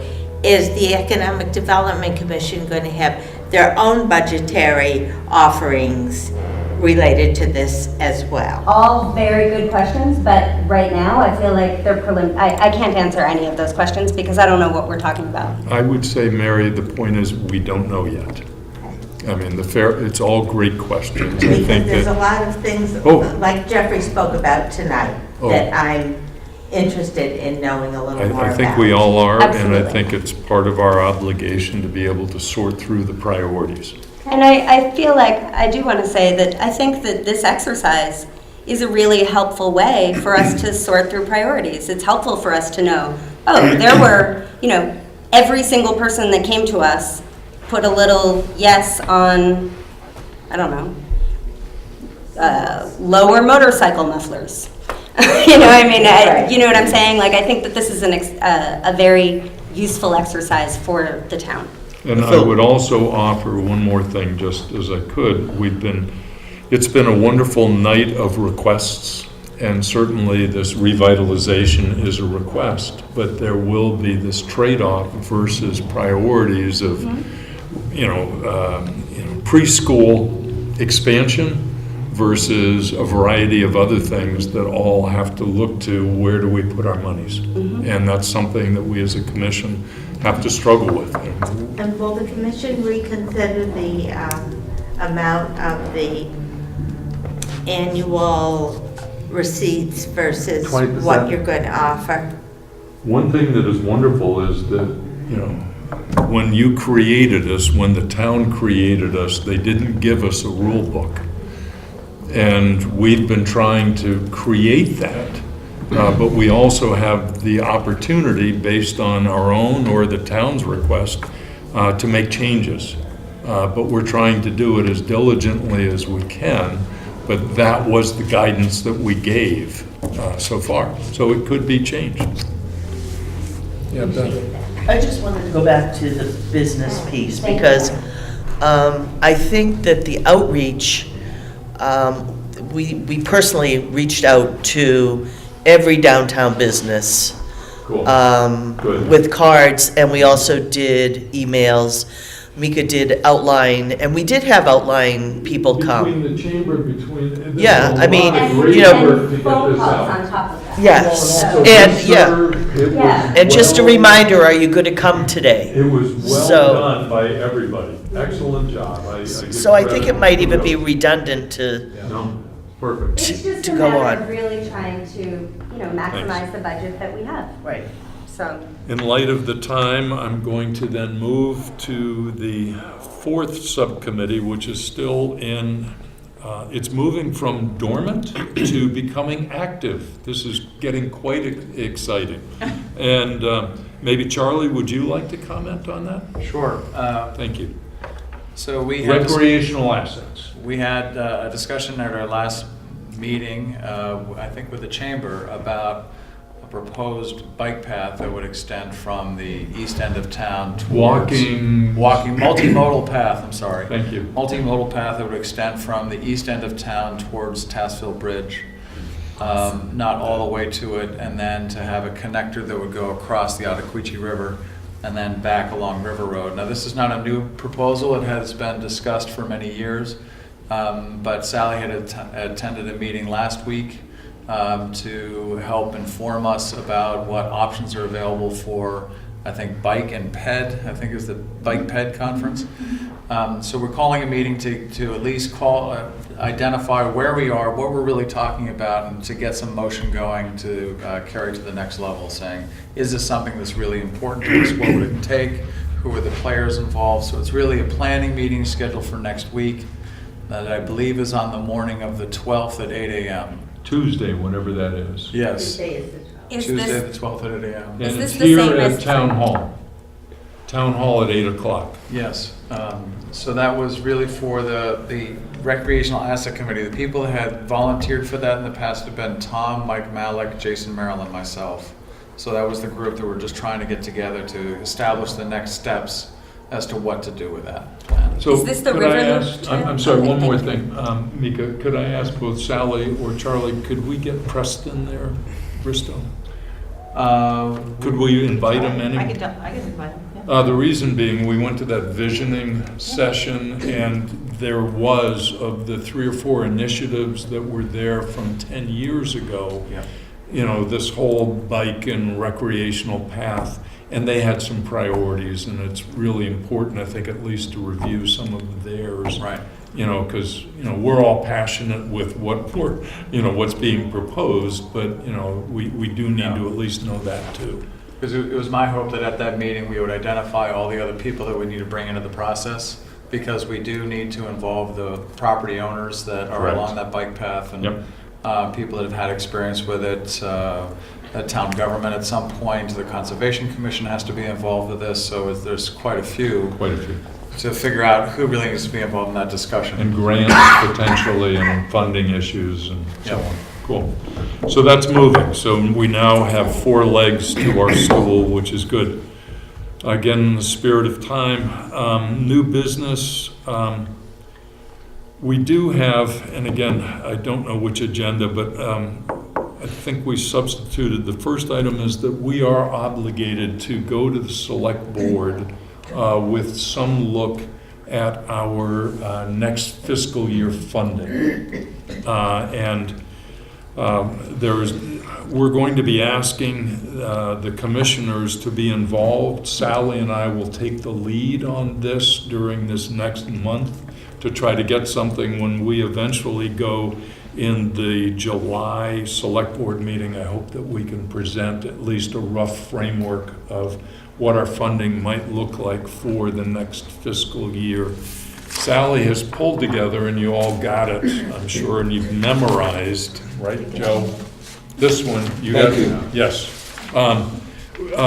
Sally is trying to put into buckets some of this spending so that it's not just individual grants, but trying to identify pockets of where we're spending money, whether it's for beautification or, so it's civic improvement, community event, community grant, business improvement, and so on. We need to look at this as a commission, understand it, and appreciate where we've spent our money, and then as well try to begin to think about guidance of how we intend to be looking going forward.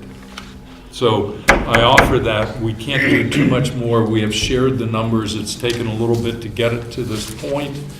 I think they're 95, 99% there now. It's really now, how do we want to go forward in fiscal next year, whatever the year is. I don't know how do you refer to next, starting in July? July of 2018. Or is that fiscal 18? No, it's fiscal 19. That's what I was saying. So July it's fiscal 1, 19. 2018 Okay, cool. to June 30, 2019. So Mary, our hope is that we will have something for your July meeting, right, and that commissioners, we have homework to do. So that's one. One thing, Tom, the Yes. visioning of 12 years ago of 2005. Yes. The 4 determined priorities at that meeting were Joint, we want to join town. the merger, which we effectively didn't pass, but we put it out there. Yes, correct.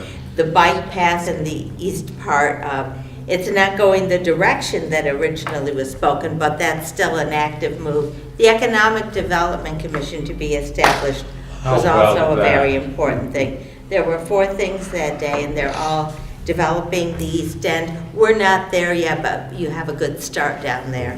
So the 12 years ago is not forgotten. Okay. Excellent. Good point. Thank you. Julia, are you still with us now? Is Michael there?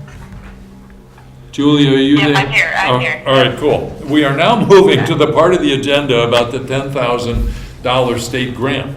The reason I bring this back, I wanted to make sure that it was on the agenda, is that one of our previous commissioners had suggested, I think it was a year ago, 18 months ago, we had a period at that time reviewing big bets, and one of the suggestions was, given that we're trying to target younger families, number one, and number two, that the way that Act 60 works is that for every child in the school, we get what in equalized student? 12,000, 14,000? Something like that. I thought it was 14. 15.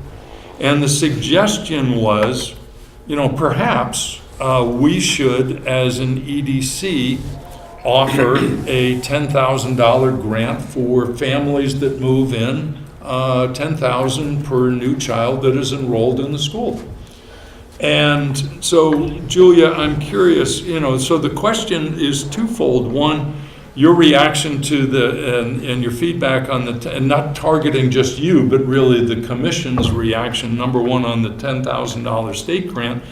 But then number two, does it make sense to piggyback onto that with some effort, again, trying to go back to one of the EDC's fundamental goals, which is to target younger families or families with children into our community. So, Yeah, and from my perspective, from where I stand, I think that would not be a good idea to do without making significant gains in the PR or the the public perception, the awareness of what we are doing to help current existing businesses, especially those that are run by younger members of our community. I don't think that. I think that to focus on the new without supporting the existing is a real. It seems very foolish to me. Okay. And what the conversations that I've seen happening on my social media feeds have all reinforced that concept. Everyone understands why it's necessary to bring in newer, younger people, but everyone is unilaterally pretty grumbly about the focus on spending that kind of money, 'cause it's not a small sum of money. did you happen to listen to VPR? And so there was an hour on VPR and quite a bit of discussion about remote workers. So I get your point about supporting existing, but there were two key points. One is that there are remote workers and they really do want to come to Vermont. And the second point was there was concern about infrastructure, specifically about internet. And at least in that regard, we're a little bit ahead of many of our neighbors. So there are people that are coming, and wouldn't we benefit from having some of them come here? Absolutely, and please keep in mind that I didn't say that it would be a bad idea to do something like this. I think it's a bad idea to do it without spending more effort, making it known that we are doing something for existing businesses also. So is that? I think that, Okay, that cool. the EDC has for a long time suffered from, or at least since my 7 months being on the board, my impression is that there are a lot of people in our community who don't know what we're doing, and I think that that's kind of ramped up. People have, if last meeting is any indication, people are not clear of how monies are being spent. What is the tangible benefit for members of the community? What's happening? Where is the money going? And I think that to come up to make some grand sweeping gesture to try to attract the people who are being pulled to Vermont by this, who might be being pulled to Vermont by this $10,000 grant, would be foolish without doing putting commensurate effort in expressing what we're already doing. I think that to that end, I sent Courtney a really brief email this past week, but about whether or not it's worth the website. He's the marketing executive. He knows what marketing does. I don't necessarily know that, but is it worth focusing, shifting our message on the website to say something like, "Come here because we support our own." Once you're in our community, you're in our community. We make sure that local businesses thrive. We do what we can to. We have this taxpayer, we have an economic development commission. I know a lot of different towns don't have something like this. So to kind of tout that a little bit more and say, you're coming here, you're coming to some place where we're all invested in people succeeding, Cool. I think that might be worth considering from the website's perspective. Yep, fair points. Other commissioners, other thoughts? Yeah, so Barry? Yeah, I think there's partly a timing issue because it seems like this is getting a lot of press. We've heard from our kids in California who saw this. So there's an opportunity to leverage that kind of exposure. Wow, not even is the state providing 10,000, but look what this one town is doing. And then with respect to the other element, the people that are already here, it seems that there are kind of two issues. One is PR and one is, I'll call it programming. And I think you're absolutely right on the PR. We do have an EDC, and this EDC has done tangible things to support people that are already here with helping to create the Optimist Center, offering support to local businesses that were impacted by the bridge, and just having a grant program. East End Eats helping perhaps to start a new business to somebody who's local. So I think there's a lot of PR opportunity.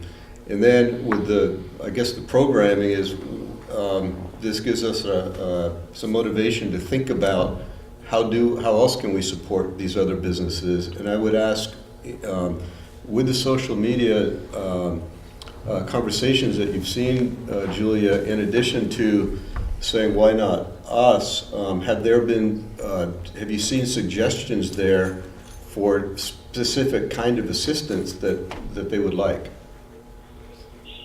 No, I haven't, and that's why, while I want to give some credence to the fact that those conversations are being had, not many have been like hugely substantive conversations that are really, productive and proactive and what can we do.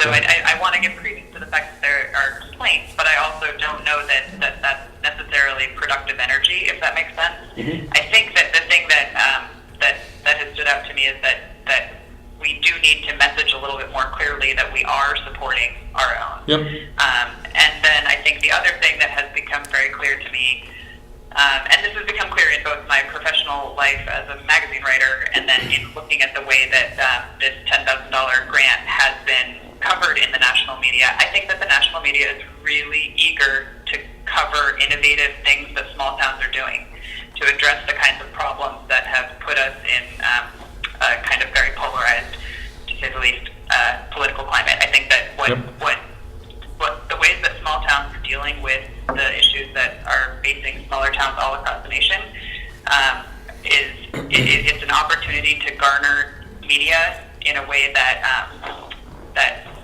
is organic and interesting. So I think that the more creative we can think, as far as like exactly what you said, Barry, supporting things like the East End Eats thing, supporting things, making it clear that we are supporting our own companies. That if we can come up with some sort of interesting, more creative and interesting rubrics that are thinking outside the box, we need to think about all of those things that we're doing as not only what they are, but also the possible PR opportunities for coverage of what they are, if that makes sense. Mm-hmm. Any other comments, Charlie?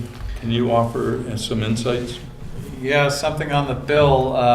It was S94 that was passed by the legislature, and I don't want to bore you with the history of the bill.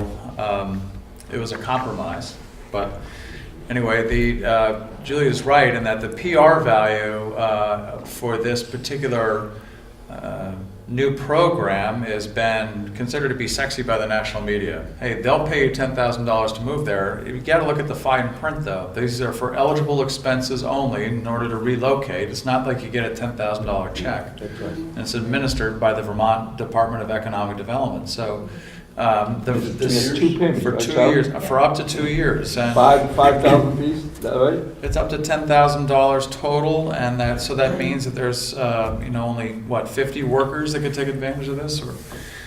So anyway, the state is doing a considerable amount with helping existing businesses, which is not sexy enough to get the help of or to get the attention of the national media, whether it's Vermont training program dollars or training for employees to address the workforce shortage that we have, that are much longer term issues that are going to take a lot of work in order to solve.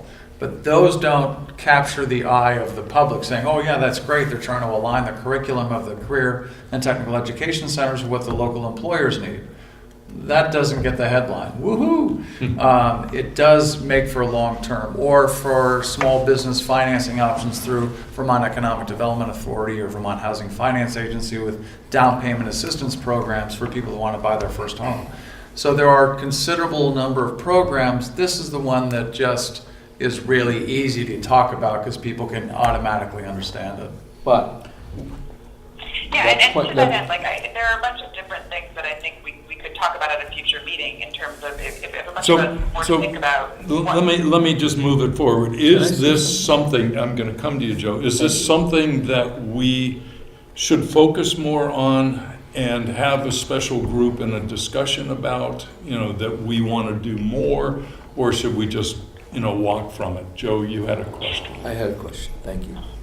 Charlie, granted, it's not as sexy, quote unquote, or as glamorous as the $10,000 grant that is being bandied around.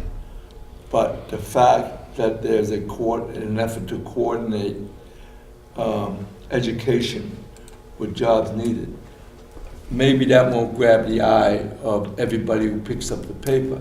I'm wondering though, and it's a question, wouldn't it grab the eye of potential business owners coming into the state, knowing that the state is doing something that will supply a labor pool that I can tap into?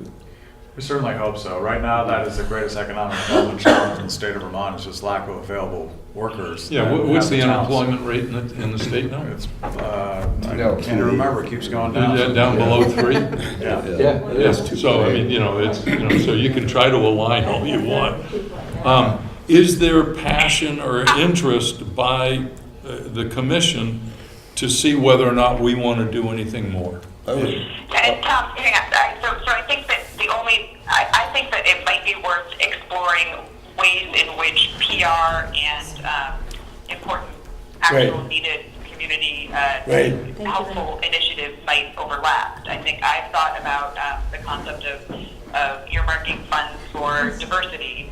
A grant proposed by a person of color, or earmarking funds for. I'm just thinking of different places where the two goals might overlap. I think that it would be worth creating a group to have that conversation, because I think that there needs to be further dissemination of what the EDC is doing in the community, and I think that there are opportunities for interesting, sexier kind of what Charlie's saying, that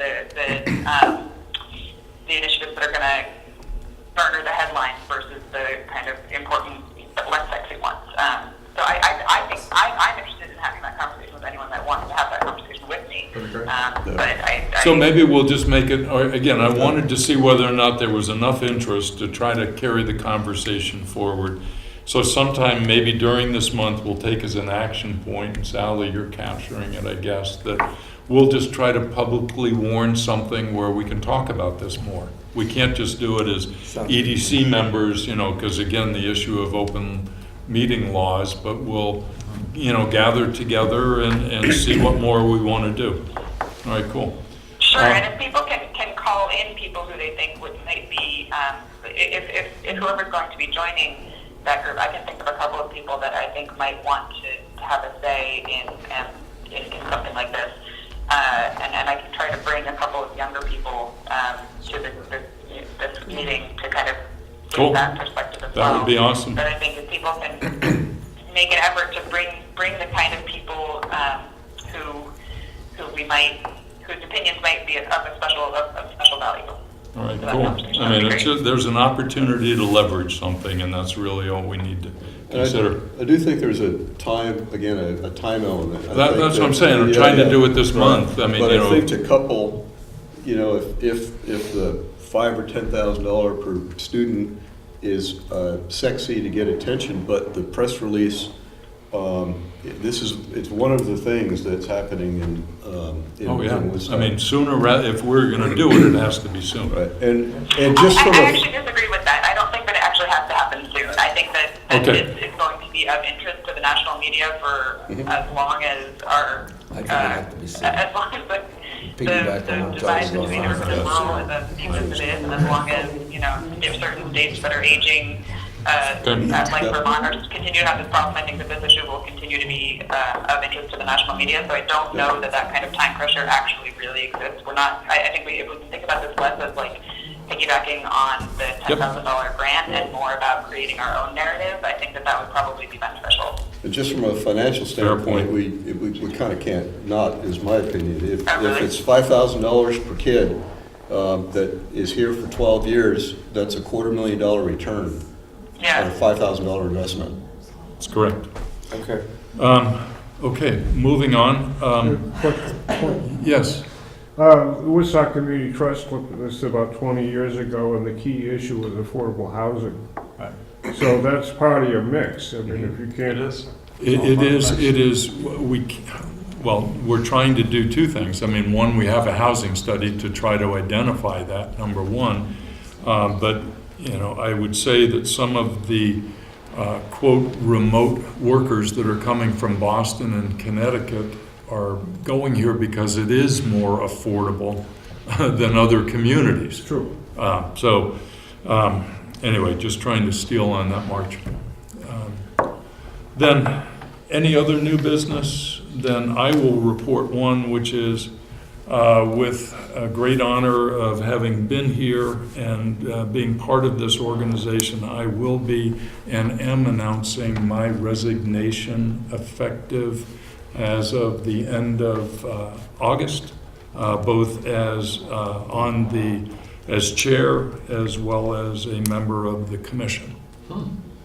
Wow. I've had, it's, as you know, Charlie, this tenure that I've been here is longer than I had originally hoped to be here by at least 18 months. And the intensity. Do we have the right to accept the resignation? That's right. I appreciate that, but I will be announcing this to the select board too, and so hopefully they will be active in trying to find suitable replacement. One question that I would ask the other remaining commissioners is to consider the role of chairmanship and how to go forward. And I, just for one, would consider that perhaps it is a rotating role, that there is no need.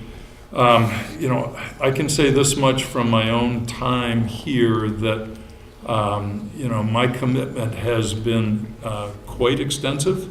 But with Sally being here and grabbing and doing the wonderful things that she is doing, I can just see the huge change that already exists. It's really more the commission still has the responsibility of leadership, and that's not going to go away. And that's not the chairman's role, that's the commission's role.